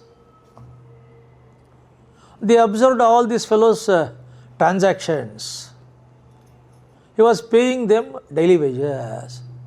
For sometimes they could take it out. They thought, this fellow has so much of richness, so much of riches, so much of wealth. He is giving daily wages to us. They planned. In one night, they called him, they tempted him, they attempted, they killed him. All the 5 prostitutes, they killed him. And they threw the dead body into the well. They took all the gold and riches of the house and they ran away from the house. And this fellow was so wild and nobody turned towards this house. Nobody wanted to come to this house. It was stinking. And there was no Dahana Kriya, there was no Antyakriya, there was no karma, no rituals, and that fellow became Preta. He became Pishachi, he became Preta. Gokarna went to Tirtha Yatra. When he was moving around Tirtha Yatra in the Gaya, somebody told him, your brother Dundukari is dead. Okay. Anyhow, I am in Gaya. Let me do Gaya Shraddha for the fellow so that he will get out of all these the bondages, he will go. He will do Shraddha, he comes back to his native place. He sleeps. That night there is a knock on the door. Pitch dark. Opens the door. Nobody is there. He closes the door. There was a knock on the door. Nobody is there. In Ramayana, one incident is there. Vasishtha, night 11 o'clock, in his ashram, after all the activities are closed, he is about to close the door. He closes the door, spreads the mat. He is going for the sleep. There is a knock on the door. He was sleeping, so while sleeping itself, Vasishtha asks, "Who is that?" No answer. He thought somebody must have. So he continued to sleep. Once again, there is a knock on the door. "Who is that?" No answer. Third time there was a knock on the door. Vasishtha gets up, goes there, opens the bolt, opens the door. Ramachandra is standing. "Ramachandra, I asked you 3 times, who are you? Who are you? Who are you?" You did not respond. "Guruji, I have come to seek the answer for this question only. Who am I? Just I wanted to ask this question. You were asking that question. Please tell me, who am I?" Here, knock on the door. Ultimately, Gokarna got up and he just went there. He opened. Nobody is there still. 2 times, 3 times. Third time, who is that disturbing me? Says, "Aham bhrata tvadiyosmi dundukari iti namataha." I am your brother. I am Dundukari. Please open the door. What? You are not to be seen. I am in Preta Janma. Nobody did Dahana Kriya. Nobody did Antekriya. No karma. I have become Preta. Unbearable pain. Unbearable pain. I can't bear. Please do something to me. I have to come out of this Preta Janma. Please. Then Gokarna consoles him, tells, "Gaya Shraddha Shatenapi Muktirme na Bhavishati." He says, "I have done all the karma to you. I have done Pitrakarya. I have come Bhratrakarya. I came to know in Gaya itself. I did Shraddha. Don't worry, will come out of this Preta Janma." Now, Nundukari says, "Gaya Shraddha Shatenapi Muktirme na Bhavishati." Andre, even if you perform thousands and thousands of Shraddha in Gaya, my crimes are so heavy, it is like mountain, they cannot match them. I cannot come out of that. Upayam avasaram kam chitvam vicharam sampratam. That means, so think of some upaya. Think of some upaya, some way through which I will just get out of this Preta Janma. Please, please. Gokarna was a great scholar, tapasvi. Next day early morning, at 4 o'clock, he goes to the top of the nearest hill, stops Surya, prays for Surya. "Please clarify me and just proceed." What is that? My brother has got the Preta Janma. To get out of that Preta Janma, what he has to do? Please tell me. Surya Bhaskara tells to Gokarna, "Srimad Bhagavadan Muktihi Saptaham Vachanam Kuru." These are the words of Bhaskara, Surya. Srimad Bhagavadan Muktihi Saptaham Vachanam Kuru. 1 Saptaha Bhagavata, if you do and if he listens, he will be out of that Preta Janma. Narada says in Padma Purana, not only Preta Janma, anybody who listens 1 Saptaha, just for fun, just for spending some time, just for some ritual, just out of obligation, what may be the reason, listen to Saptaha, 1 week Bhagavata, whatever may be the type of the problems, not necessarily Pretajanma, Pishachajanma, whatever it is, the financial hardships, relationship problems, health problems, all those will be completely wiped out and you will be perfectly normal. That is what they say. So when Surya orders that, he organizes, Gokarna organizes the Saptaha, inviting all the people, all the villagers and the society people, scholars also. Then this Preta has no physical form, so it came to listen to that Bhagavata, Saptaha. Just by the side of that auditorium there was a bamboo tree, and in the bamboo tree there were 7 knots, and in that bamboo tree, in the wind form, in the air form, this Preta Janama, Dundukari, went, sat, listened to for all the 7 days. At the end of each day, for 2.5 hours, 3 hours, Pravachana was there from Gokarna.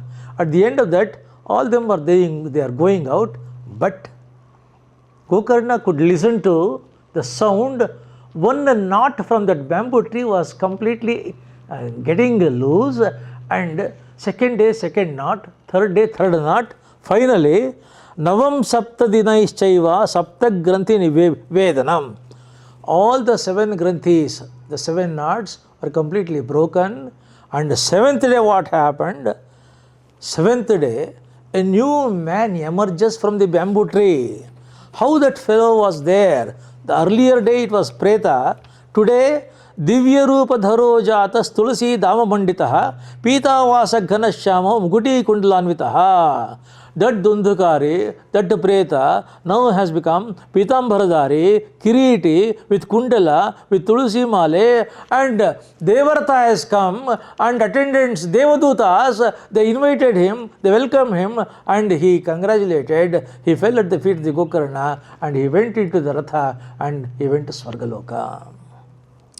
Now immediately, just before its departure, Gokarna stops the Devadutas as, I am the scholar, I did the Upadhyasa, I did the Pravachana, I did the Saptaha, these are all scholars who are listening, you did not ask us, you did not touch us, you did not requested us, none of these people. That fellow is a Preta, wild fellow, it's a horrible fellow, incorrigible, irreparable rascal, and you have red carpet, welcome to him, and Svargaloka, Devaratha, Kirita, Chaturbhuja, Pitambharadari. What is this? I can't understand, please. I said, okay, you did Pravachana for 7 days. Okay, I understand. All these people, they listen to, but the quality of listening by Preta was different. Quality of listening. Every nerve of that Preta was completely engrossed in Bhagavata. It was Krishna and Krishna and Krishna and Krishna and Krishna who was dancing all the way from bottom to top and top to bottom. It was not Preta, it was Gandharva. It was not Gandharva, it was Devata. The word, then they say, that word Krishna has got that extraordinary power of transforming a Preta into Devata. And that is the power of Bhagavata. Now, possibly, last day of Mahabharata must be the first day of Bhagavata. Possibly. On the banks of Vaishampayana Sarovara, thigh broken with Duryodhana, last seconds, last hours of his life. Bhima's powerful blow into the thigh of Duryodhana has created such terrific wounds, the blood was oozing out. And to drink that hot spot, just fresh hot blood, all the dogs and jackals are rushing and running. They are pouncing upon the thigh, already is paining, blood is oozing out, unbearable pain. And dogs and jackals there, eagles, because it is fresh blood, hot blood, red blood. But Duryodhana is not perturbed, is not disturbed by the pain or these things. For Duryodhana, only one focus. Still the Pandavas are alive. I have to kill them before my death. That's all. One point formula for Duryodhana. Before my departure, I have to kill them, I have to kill them. Let somebody come, let somebody come, let somebody come. I will transfer all my concept, my idea, my strategy, my tactics to them. I'll see that the fellows are going to die. Got the power, I got the plan, got the strategy, got the tactics. Only thing is, I don't have mobility. Let some people with mobility come here. I will transfer all these strategies. I'll see that the fellows are immediately, the word here, they're killed. Let somebody come, let somebody come, let somebody come. What Bhagavata says, whatever you think in the last moments of your life, you are going to get it. As simple as that. Bhagavata assures you, in your last moments of your life, whatever you think, whatever you aspire, what is your desire, you will get it. As simple as that. Let somebody come, let somebody come. So that somebody came, all the three people who, among 11 Akshohini's Sainya, 11 Akshohini army of the Kauravas, Duryodhana is here, Bhishma is on the Uttarayana Sharapanjara, only 3 other people are left, Krupa, Krutavarma and Ashwatthama. Now these 3 people coming in search of their king Duryodhana, Duryodhana. Now blur, they see something, they come nearer, they see the red canal of blood and they rush there, they see thigh broken Duryodhana. Ashwatthama collapses there. Who is that fellow who has given this brutal, fatal blow to my king, my favorite king? Just tell me, Duryodhana, who that fellow who has hit you. I am going to kill that fellow now and here. Now Duryodhana takes this as his advantage. He says, I am dying, I say, the last moment, don't bother about me. Your father, Dronacharya, has given training, teaching, shastra, life to those Pandavas. It is your father who has made them heroes. It is your father who has given all the shastra, astra, vidya. Today, if at all, they have won the battle because your father. And you know how they butchered your father by deceit? They killed your father by deceit. Is it not your responsibility and duty to take revenge now and here? Tell me what I have to do. I am going to kill them. Are you sure that you believe, you are confident that I am the king of this country even now? Yes, you are the king of this country. As a king, I have got all the right to do coronation. Yes, you have got the right to do coronation. Come here then. He made Ashwatthama to come near to his thigh, sit here. From both the hands, Duryodhana lifted handful of mud from the earth and poured it onto the head of Ashwatthama. He tells, I am the king of this Hastinapura even now. I have got every right to coronate, do Pattabhisheka to anybody as the king of the country even now.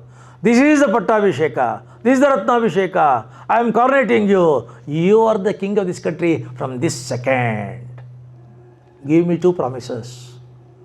Immediately Ashwatthama lends his hand. 2 promises. Number 1, you have to create a Nishpandava Prithvi, Pandava-less society. Kill them, butcher them. No Pandava should be there. Even the last child in the womb of any Pandava lady should be killed. Yes, I am going to do it. Second one, at any cost, under any circumstances, no Pandava child or youth should rule this country, come what may. Only Kaurava clan should rule this country. Ashwatthama is amazed. Says, no Kaurava is left. Your brothers are dead, cousins are dead, relatives are dead, your brother-in-law is dead, children are dead. Nobody is there. How can Kauravas rule this country? Almost impossible proposition. Then Duryodhana, in the last moment of his life, he says, I say, having the body is no use. You must have the brain, I say. What is that? I have made you as the king of this country. You are the king now. Yes.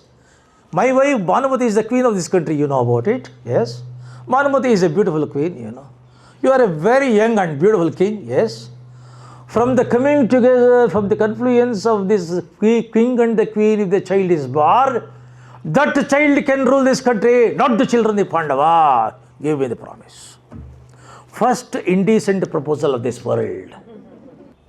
And Ashwatthama, a brahmachari, Naishtika brahmachari, Ajanma brahmachari, having so much of strength, spirit, valor, vigor, chaitanya, tejas, varchas, because of their brahmacharya, now he has committed to this.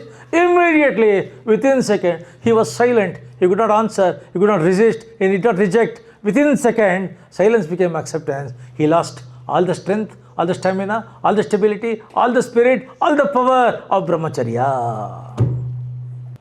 Then Duryodhana says, after securing both the promises, before the sunset, go. All the Pandavas are taking the rest after 80 days terrific war. All them are too much of stressed and tired. They are all sleeping. Go, put the fire into their camp, kill everybody. Ashwatthama and Krutavarma goes there. Just 5 minutes earlier to the entry of Ashwatthama, Krishna enters there into the camp. Dushtadhyamna Shikhandi, who were the chief of the Pandavas army for 18 days, and they were so much tired and they are sleeping. All the Pandava warriors who were fighting for 18 days, they were so much of tired, all them are sleeping. The small tender kids of Draupadi, 5 kids, 5 children, tender children, small children, beautiful children of Draupadi. She is actually spreading a bed sheet. She is making all the 5 children to sleep. She is patting them. Duryodhana, Dharmaraja, Bhima, Arjuna, Nakula, Sahadeva, they are also preparing the mat for going for sleep. Krishna get crushes. Krishna tells, say, have you not seen the sleep with the entire life? Your acharyas, your brothers, your cousins, your gurus, your children, everybody, they are dead bodies in the battlefield. Tomorrow there will be mass burial of all of them. Even after the completion of the battle, where is the animosity? Where is the enmity? No need for enmity. They are all your brothers, they are all your cousins, they are your gurus, they are your acharyas, they are your children. Go have the last darshan. Tomorrow you can sleep. Entire life you can sleep. Get up, start off. The way in which Krishna made them, within seconds they were compelled. Draupadi made the children to sleep. Draupadi got up. Then all the 5 Pandavas, they get up. They follow Krishna. Next 5 minutes, Ashwatthama comes in, makes the Krupa and Krutavarmas to stop, to stand on the entrance, both the sides of the entrance gate. He gives them sharp-edged weapons to their hand. He enters inside. Ashwatthama, like a fury, like a tempest, he enters inside. The very entry point itself, the small 5 beautiful, tender children of Draupadi, they were sleeping. Opens his sword, cuts all the 5 babies, kills them. Jumps from there, kills and cuts Shikhandi. Jumps from there, kills and cuts Drushtadhyumna. Then puts a fire to the entire camp and cuts the head of everybody. Those who got up even in the terrific battlefield type situation, those wanted to escape, they came running away, rushing away. The moment they entered into the gate area, Krupa and Krutavarma were standing, they were cutting their heads. There was a holocaust. Draupadi comes to know of this. Her 5 small tender children were butchered and massacred by somebody. She became unconscious. She was crying like anything. Looking at that pathetic Draupadi, Arjuna immediately makes a pratigna. Within next 24 hours, whosoever that fellow might be, who has killed your children, I am going to bring them. Time up, I will see that that fellow is placed on your foot. Immediately, Krishna and Arjuna takes the same ratha. Krishna knew who the culprit was. They started chasing Ashwatthama. Ashwatthama knew that now they are chasing. Ashwatthama speeding up. But what happened? Ashwatthama had lost all his tapasya, tejas, virtues, speed. Arjuna was not a bachelor, but he was a very sattvic, daivik person. He had all that. In spite of being a gruhastha, still he had the valor, the vigor, the strength, the spirit, virtues and tejas. Immediately, Arjuna was about to catch. Ashwatthama knew now within next second he will be captured. So he releases the Brahmastra. Everything becomes dark and clouded. Arjuna closes his eyes and tells Krishna, Krishna, I can't see anything. What is happening? What is this?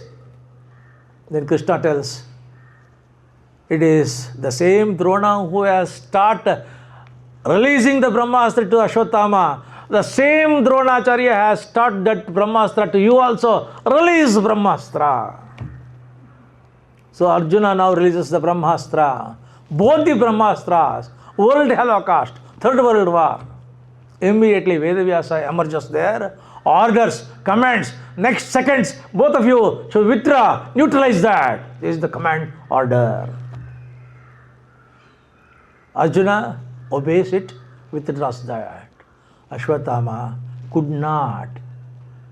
He did not remember the mantra to withdraw.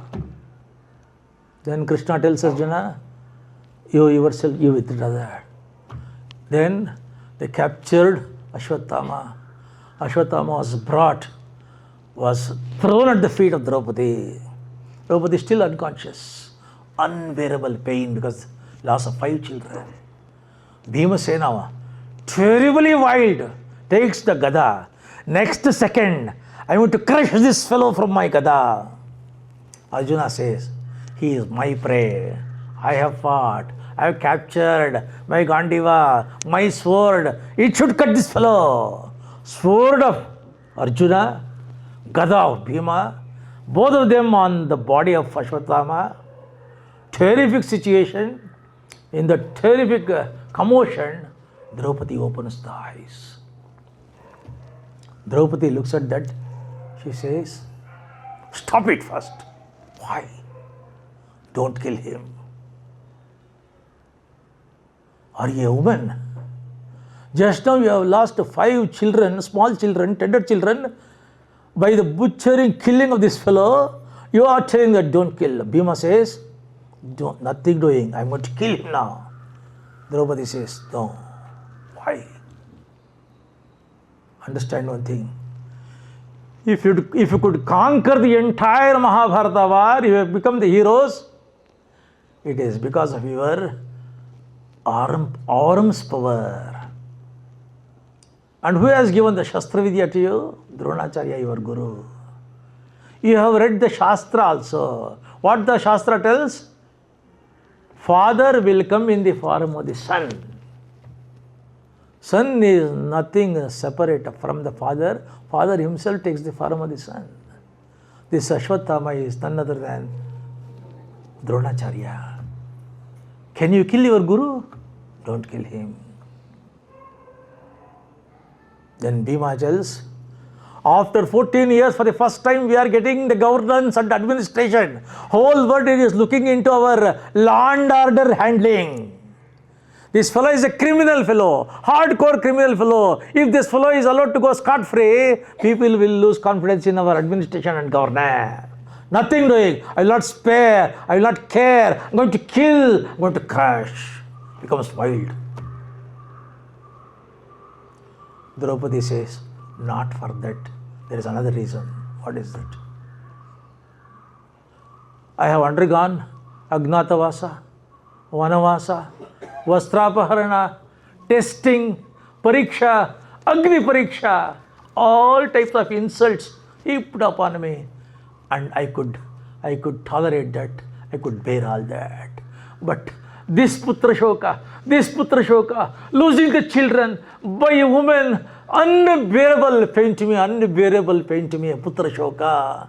I don't want any woman in this world and in future to undergo this Putra Shoka. I don't want any woman in this world and in the future to undergo this Putra Shoka. It is so horrible, impossible to bear, unbearable. I don't want, and much more than that. I lost the children, but I got the husbands. But this Gautami, Drona's wife, she has lost the husband. She did not do Sahagamana because she is surviving, thinking that she can look into the face of the child, his son, her son, and she can live. If you kill, what about the fate of that lady? Don't kill him. Now, Bhima and Arjuna helped to kill Draupadi. Dharmaraja says, Draupadi, all these days I was thinking that I was the ultimate master of Dharma, but you have overtaken me today. You are the ultimate Dharmiste. You are great. But Bhima says, all this is theory. Practice is kill him. As such. Now Krishna interferes and Krishna tells, yes, Bhima is right, Arjuna is right, this fellow has to be killed. Ashwatthama has to be killed. But who is Ashwatthama? What is Ashwatthama? I will tell you, listen to that. Krishna says, Ashwatthama is the power. Ashwatthama is the spirit. Ashwatthama is the valor. Ashwatthama is the strength. Ashwatthama is the spirit, speed. Ashwatthama, tejas. Ashwatthama, varchas. But, what is that but? All these things are not in the body of the Ashwatthama. They are in the Shiroratna of the Ashwatthama. That wonderful shining jewel which is there on the forehead of this fellow, that is the center of the power, the source of all this power of Ashwatthama. That is Ashwatthama.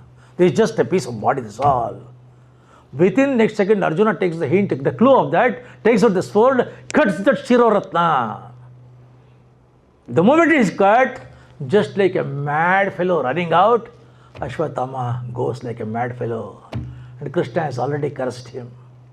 The moment Krishna came to know that the Ashwatthama has killed the children of Draupadi, he cursed him. He says, Krishna meets Ashwatthama. Before that incident, when he was coming from Duryodhana, Krishna meets him, asks him, you might have given the word of promise to your king, but he is dying. All these people are living. Forget about that. Think Dronacharya was loving these people. You start loving these people. Live like a common man. Live like a normal man. Live all these things. Yes, nothing doing. For me, word given to Duryodhana is final. Nothing doing but to cut everybody to pieces. Now Krishna curses him. You will be continuously living. No death for you. You will be Chiranjeevi. But how? Entire body will be full of wounds to you continuously. Blood will be oozing out continuously from you. And you will be having the Durnata, the worst of the smell. Nobody would like to have you in their town, in their premises. And you cannot stay in one place, just moving around like a mad fellow. Like this, century after century, you have to simply wander. That is the curse given to Ashwatthama by Krishna. Once that is over, now everything has come to an end. He says, Krishna, all these days and all these years I was just staying with you to help you, to safeguard your interest, to protect you. Now, handed over everything to Dharmaraja. He will be the king, he will be the rulers, no problem. So, I will carry my journey towards Dwarka. He tells, goodbye, goodbye, goodbye. Sits in the chariot.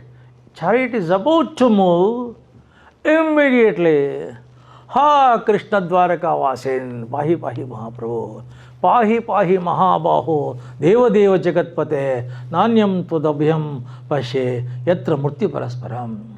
Means, Pahi Pahi Mahaprabhu, Krishna, please pardon, please save me, please save me, please save me. One small lady coming, rushing, running, crying, comes to the Ratha of the Krishna, falls at the feet of the Krishna, looks at the lady. She is none other than Abhimanyu's wife Uttara, crying like anything. Pregnant. Why are you crying? She says, one sharp-edged weapon has entered into my womb. It is encircling inside. It is searching my child which is there inside. It is about to stab and kill my child. I want you to save my child. This is the last child of the Pandava dynasty. If you want to take my life, save my child. Take my life, save my child. Pahi pahi Mahaprabhu. She falls at the feet of Krishna. Krishna closes his eyes, looks from the Divya Drushti. And now he looks. Ashwatthama has given a promise, a commitment, a word to Duryodhana to create a Nishpandava Prithvi, Pandava-less society. Even the last child which is in the womb of the mother in the Pandava clan, it should be killed. So he had released one Brahmashirsha Astra, directing that to go into the womb, into the stomach of the pregnant lady, kill that child. So according to the direction given by Mantrastra, it comes, it penetrates deeper into that, it is encircling, searching to kill the child. Next moment, Krishna is not there in that Ratha. Everybody is amazed. What happened? Very easy. Thumb-sized Krishna he becomes. Thumb-sized. Even in the thumb size, he is Chaturbhujadhari, Shankachakra Gada Padmadhari, Kiriti, and he went inside and he starts now moving around with terrific speed, with God's speed, with Krishna's speed, with such a speed that he could immediately overtake that weapon which was released by Ashwatthama, which was about to touch and kill the child, and he dismantles that astra. He makes it nirastra.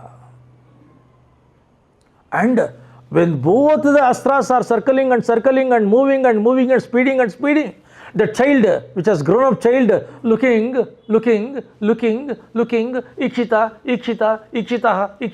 paripari. After his birth is called Parikshita. And he was protected in the womb itself by Vishnu. He was called Vishnu Ratha. So now, he is Dharmaraja, you take charge. Dharmaraja says, no. I've killed my gurus, I've killed my acharyas, I've killed my brothers, I've killed my cousins. I am a heinous criminal. I don't want to create a situation where a criminal sitting on the Simhasana, spying the sanctity of the Simhasana. So let us cancel the celebration, go back to Vanvasa. Suddenly, unfound depression. Unsurprising declaration by Dharmaraja, cancel the celebration, go back to Vanvasa. Then Narada, Vedavyasa, Draupadi, Bhima, Arjuna, Nakula, Sahadeva, everybody tells, how is that you are connected with the killing of the 11 Akshauhini? How can you take the responsibility? Forget about it. Now everything is over. We have suffered a lot. Come, take charge. Nothing doing. Cancel. Krishna says, I say, are you responsible for the whole world for all the times? How can you take responsibility? Nothing doing. Take charge. Your brothers, your wife, they all suffered a lot. They should be compensated. Please take charge. He knew who Krishna was. And he knew Krishna has shown his Vishwarupa Darshana. And he knew alone how he could take Arjuna into the middle of the entire battlefield, and he could succeed in making the Pandavas to get the victory. Every miracles and mysteries of Krishna he has seen and experienced. Still, even when Krishna tells, you are not responsible, you are not instrumental, why are you unnecessarily bothered? Take charge as the king. Dharmaraja did not have Vishwasa in the words of Krishna, even after looking into all these things. What is the result? Madhvacharya tells what happened to Dharmaraja for not having faith in the words of Krishna. Having shown Avishwasa in the words of Krishna, he had to suffer. What is that sufferance? After the complete ruling of the Pandavas, when they become aged, when they decide to go for Mahaprasthana, then silently Draupadi, Nakula, Sahadeva, Arjuna, Bhima, Dharmaraja, Draupadi, all them, they move northwards, they move Himalayas, one after another, silently they go, then one after another the body fell down. Ultimately, only Dharmaraja reached the end, and there was a Devaratha ready there, and Devaratha was opened, Devadutas they descended, Devadutas they spread the red carpet, they welcomed Dharmaraja, And even though brothers and wife, all them, they succumbed in the meanwhile. One dog, unrelated dog, was continuously coming with Dharmaraja till the end, till the gate of that Devaratha, that cave. So when Dharmaraja was about to enter into Devaratha, automatically and naturally that dog also, which was accompanying all the while, is about to enter into Devaratha. Suddenly Devadutas come, stopped it. There is no entry for dogs in Devaloka. Send it back. Only you come. Dharmaraja said, all my people, all my prajas, all my relatives, all my acharyas, all my close people, my friends, relatives, and my brothers, my wife, nobody stayed with me, and all them they left me. This dog, no connection, except that it had developed so much of affection, attachment, respect for me, followed me, chased me till the last moment of my life. How can you expect me to leave this dog just because you don't give entry? If you give entry for this dog which has given so much of love and affection to me, then I will come to your Devaloka, Svargaloka. If you don't allow this dog, I don't want your Svargaloka, I will be here only. The moment he uttered these words, immediately dog became Yamadharma. Yamadharma stated, I wanted you to face this final test of your dharma. When so much of rush for bus is there, and bus comes, if you are in the front, you will go there inside, you will close the door from inside. You don't allow. When that is the situation, the whole world, you, for no reason, no connection, it is a dog after all, but you did not leave your dharma. Come, I'll take you to Svargaloka. Yamadharma, Devadutas, they take Dharmaraja to Svargaloka. So he is very happy. Veera Swarga for my brother. They will be there in Swarga. Immediately I can have darshan of my brother. So with all the jubilation, he goes into the Svargaloka and they make entry and they take, and in the Simhasana, one person sitting with Vaibhava, with Shiromani, paraphernalia, enjoying the Svargaloka. He looks clearly. He looks, who is that? Duryodhana. Duryodhana and Simhasana in Svargaloka. Then the attendants there, we will take you to the entire Svargaloka, come on. They take him. They go. There was a Sarovara. In the Sarovara, one fellow was doing the Jalakrida with the wonderful Devatas there, Devatasris. Then who is that fellow? Blur. Now clear. Who is that? Dushyasana. Duryodhana, Dushyasana, all of them in Swarga. Amazed, perplexed, shout at Dharmaraja, shouts, where are my brothers? Devadu, don't shout. They have been allotted Narakaloka. Only you are allotted Swarga. Keep quiet, be here. Dharmaraja says, wherever my brothers are there, I have to go there. I have to see them now and here. Take me to the Naraka. Then Devaduta says, between Swarga and Naraka there is a tunnel, darkest tunnel, terrible tunnel, squeezing tunnel, suffocating tunnel, impossible to travel tunnel. Nobody has dared. You may die also. I don't care for my life, take me there. Squeezing, suffocating, crawling, crushing. He goes, he enters Naraka. The moment he enters Naraka, stinking smell, unbearable pain by everybody, shouting, crying. Then suddenly, one voice, he could understand. Listen, it was his brother's voice. Voice come.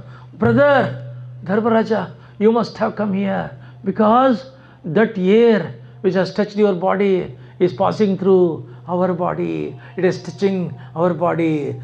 That air which has touched your body is coming and touching our body, and to that extent, to that time, our pain is reduced. Don't go back. Please stay here. Let our pain be reduced.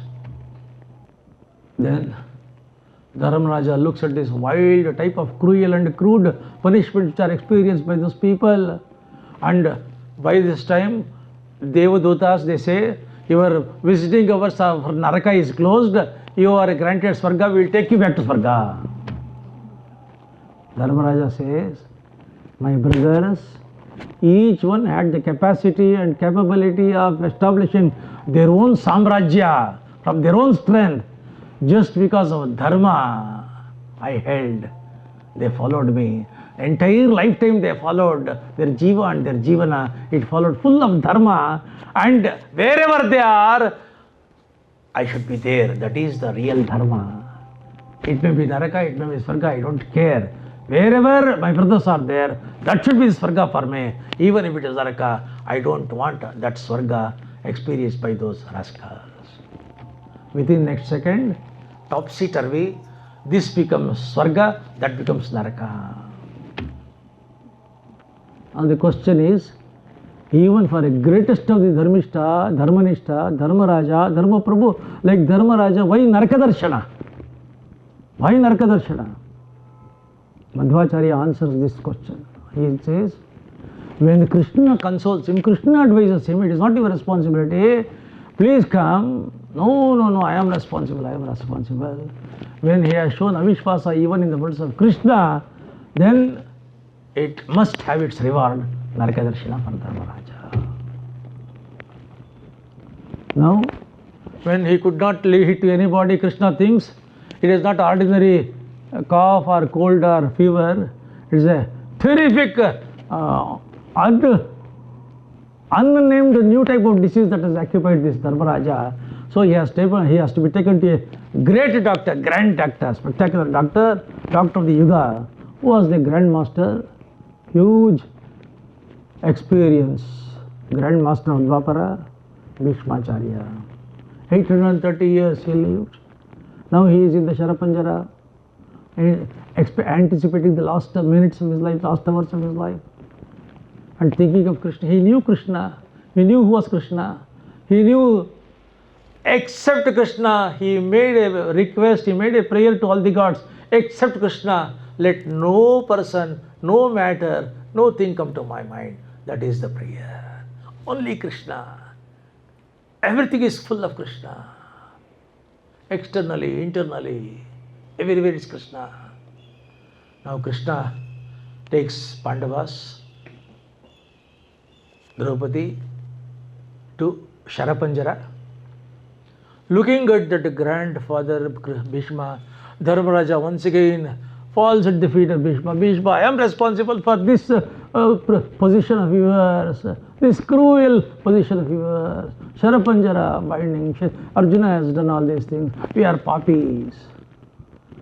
Bhishma tells, I say, for hundreds of years, every day I was in tears. Every day I was suffering. I could not tell it to anybody. You have given a logical end for that cruelty. You have done a good job. You have done a help to me. Dharmaraja cries. Immediately Bhishma, stop it first. Why? A leader, a king, a minister, an executive, an administrator, a commander should not cry. Bhishma heard it. Anybody who claims he is a leader, commander, king, minister, he should not cry. Come what may, stop it first. I am responsible. I have killed everybody. Bhishma says, only those who can create the people, they can destroy the people. Okay, I agree. You have killed all the 11 crore Akshayani people. And to accept that, you have to prove two things. What? Create two people, not here, create it. How can I create? Then how can you destroy? You cannot. But all the people died. You know who killed all those people, 11 Akshayani? Who? Now Bhishma tells.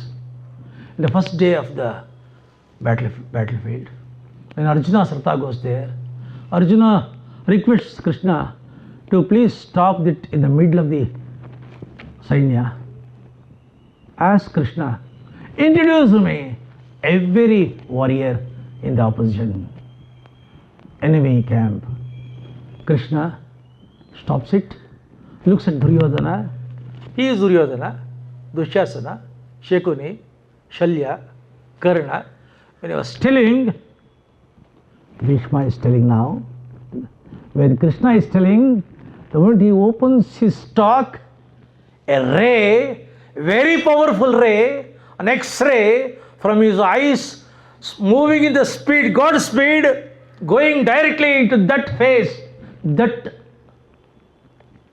eyes, which he was directing from his finger to Arjuna.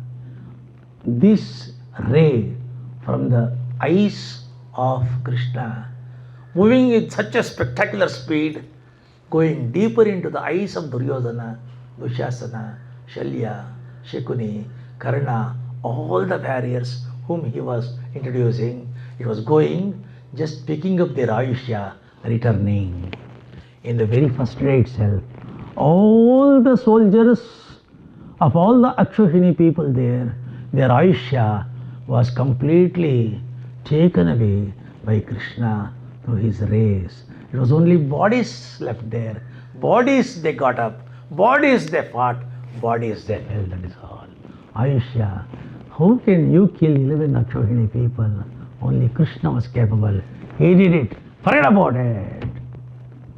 Then Krishna tells to Bhishma, Bhishma, when you were born to Ganga, Ganga thought, he is the purest of the pure, sacred of the sacred. He is my son, he is the grandson of Vishnu. He should be most knowledgeable, he should be most powerful. Immediately after his birth, Ganga took him to Devaloka from Devaguru Brahaspati for 530 years. All the Vidyas, all the knowledge, all the spirituality, all the Shastras, all the Granthas, and all the Gnana, Vijnana, Sugnana, Pragnana, whatever you call as the content, the component of all types of knowledge in the whole world, for all times, it was given to Bhishma, to you. And you are the mountain of knowledge. You are the fountain of knowledge. You are the ocean of knowledge, Bhishma. And now you are going out. Probably in a day or two you will disappear. When you disappear, when you die, nobody will cry thinking that old man Bhishma died. Everybody, they cry, Gnana Bhaskara has disappeared. Gnana Surya has disappeared. Where from we get Gnana in future? So with you, you are taking away entire knowledge of the world, knowledge of the future, knowledge of the divinity, knowledge of spirituality. Please, and knowledge and money should be given to yogyas with yogyata. I brought Dharmishta, Dharmanishta, Dharma Prabhu, your own child, Dharma Raja, very great person. Transfer all the knowledge to him now and here.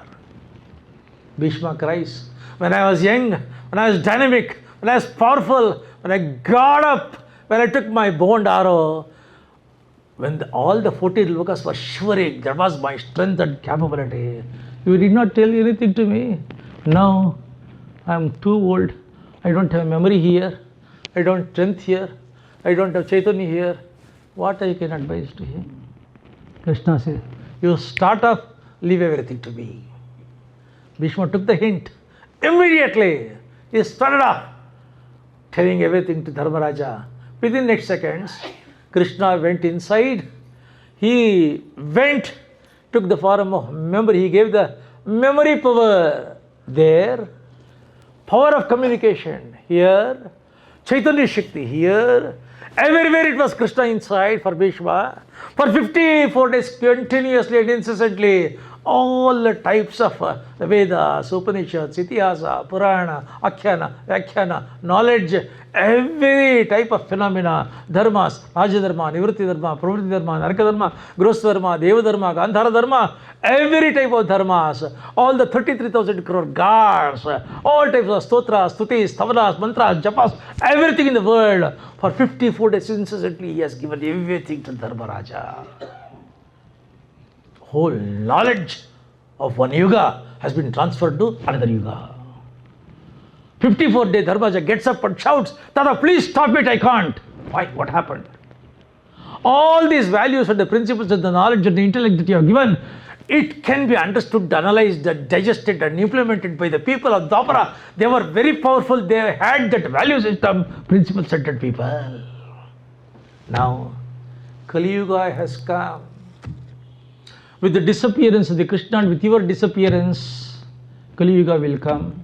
In the Kali Yuga, everybody, shallow fellows, hollow fellows, petty fellows, mean-minded fellows, all alpas, alpatruptas, alpayushis, alpajivis, all rogapiditas and ragapiditas.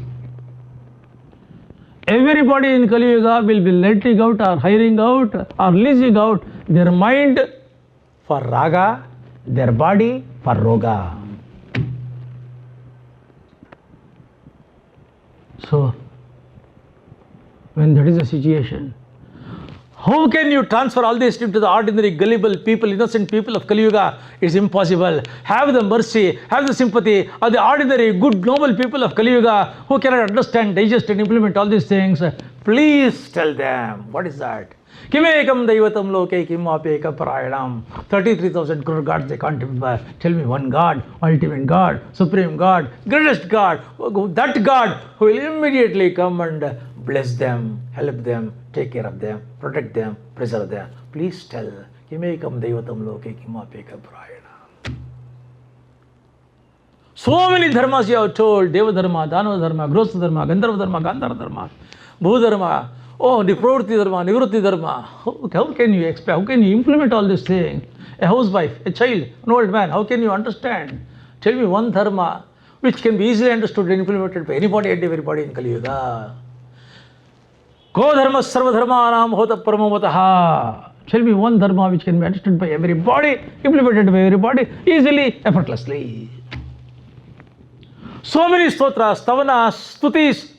You are a stotra sagara bhishma. 54 days. What is the amount of stotra, stavana, stutis? You are an ocean of stotra sagara.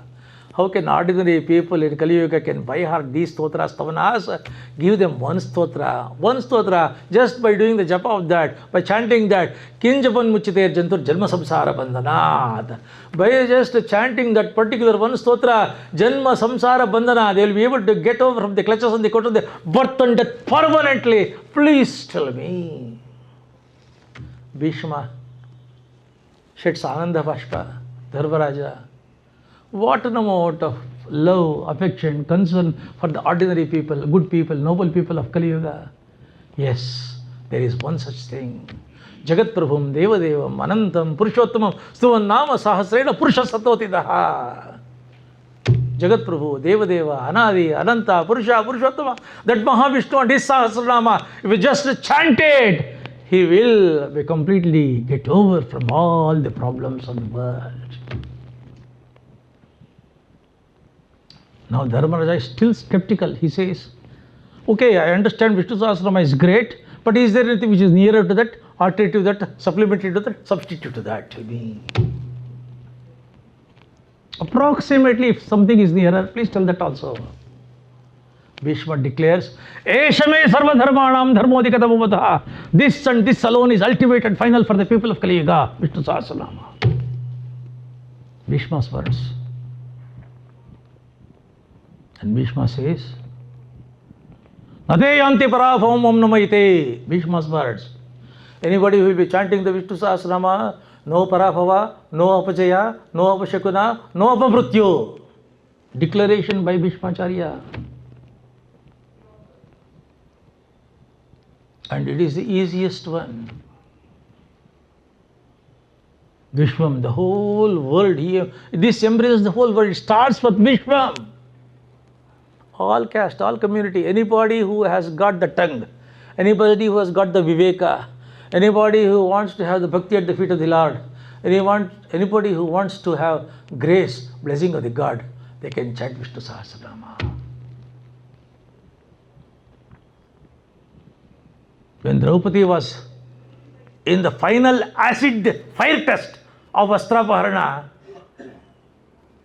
husbands sitting silently, Drona, Bhishma, Krupa, Ashwatthama sitting silently, parents, Dhritarashtra and Gandhari sitting silently, entire Sabhasadas sitting silently. She did not recite the Vedas, Upanishads or any dharma. She did not think of the husband, Acharyas, anybody. Ha Krishna Dvarakavasi. That's all. Ha Krishna Dvarakavasi. Where are you, Krishna? This is the time for you. Within next second. Ananta Vastra. Bhishma now remembers that he says, I have seen from my eyes, it is your Namasmarana which can do anything, which can undo anything. I have seen that. And he remembers another thing. These Pandavas, they came to me and they told that in this war, Mahabharata war, you have made a commitment, you have made a promise, you have made a pratigna that you will not touch any ayudha. You will not touch any ayudha. These people, they came and they told me. Kauravas, they came and they told, they are very happy. Krishna is not touching any ayudha. There and then in front of your Pandavas, I told, I will see that in this war, in this 18 days war, I will see that your Krishna is holding the ayudha in his hand. This is my pratigna. Now he is telling to Krishna, he is reminding.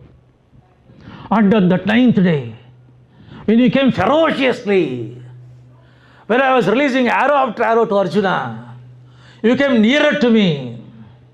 Arjuna could not match with me, and you could not take it. Immediately you jumped from that. I released an arrow, a powerful arrow, a straight arrow, piercing arrow into your chest, Krishna, for the first time. Took the arrow, took it to my eyes, prayed for it, released it to you. It straight away went to your heart, your chest, and all the Vajrakavacha was completely broken, and blood started springing out of your chest. And you saw that. You became ferocious, became terrific, just took out your kirita, jumped from that. And you took your hands there. Finger went up. Within next second, Sudarshana Chakra was there. And Arjuna was coming, falling at feet, holding your feet. You have made a commitment, you have made a pratigna that you are not going to hold any ayudha. Please take it back, please come back. Nothing doing, I don't care for my pratigna. I will kill this Bhishma with this chakra. I will kill him. Rushing. Now Bhishma enacts that, he says, immediately I jumped from my ratha. I took out all that. I took out my arrows, armory, Vajrakavacha, everything. I fell at your feet. Just for the sake of protecting and preserving and seeing that your bhakta's pratigna is going to remain, you just did not care, did not bother about your pratigna. That is your bhakta priti. When Bhishma was chanting Vishnu Sahasranama, Ananda Bashpa was flowing from Krishna. Another form of Dashavatara, Parashurama, was there. Another Vishnu Rupa Avatara, Vedavyasa, was there. All the Rishis, Maharshis, Brahmarshis, Rajarshis, they were there. The gods and the attendant gods, they were all there. And Bhishma chanted Vishnu Sahasranama.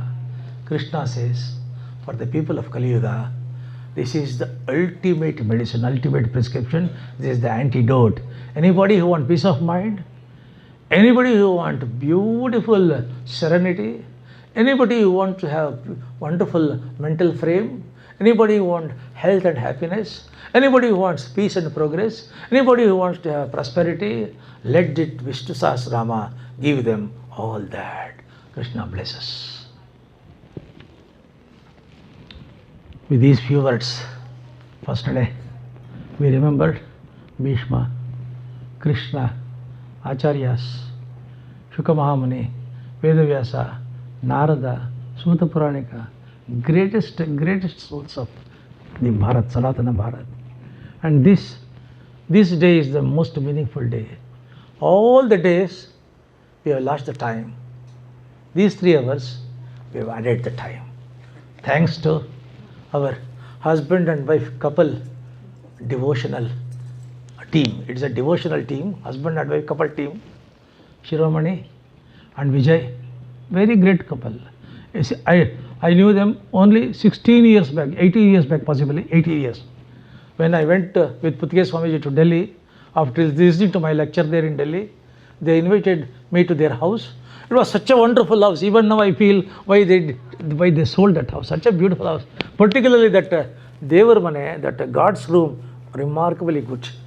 Anyhow, they decided to come and stay peacefully, happily in this garden atmosphere of Bangalore.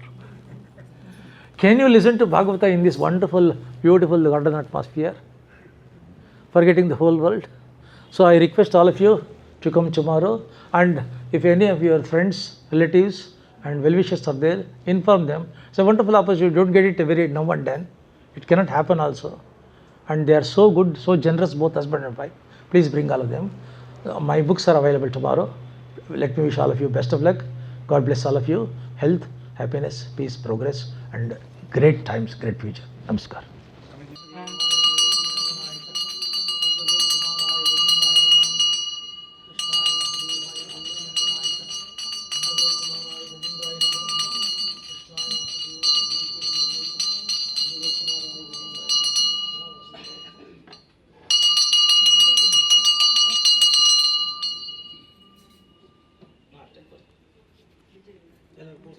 Vijay.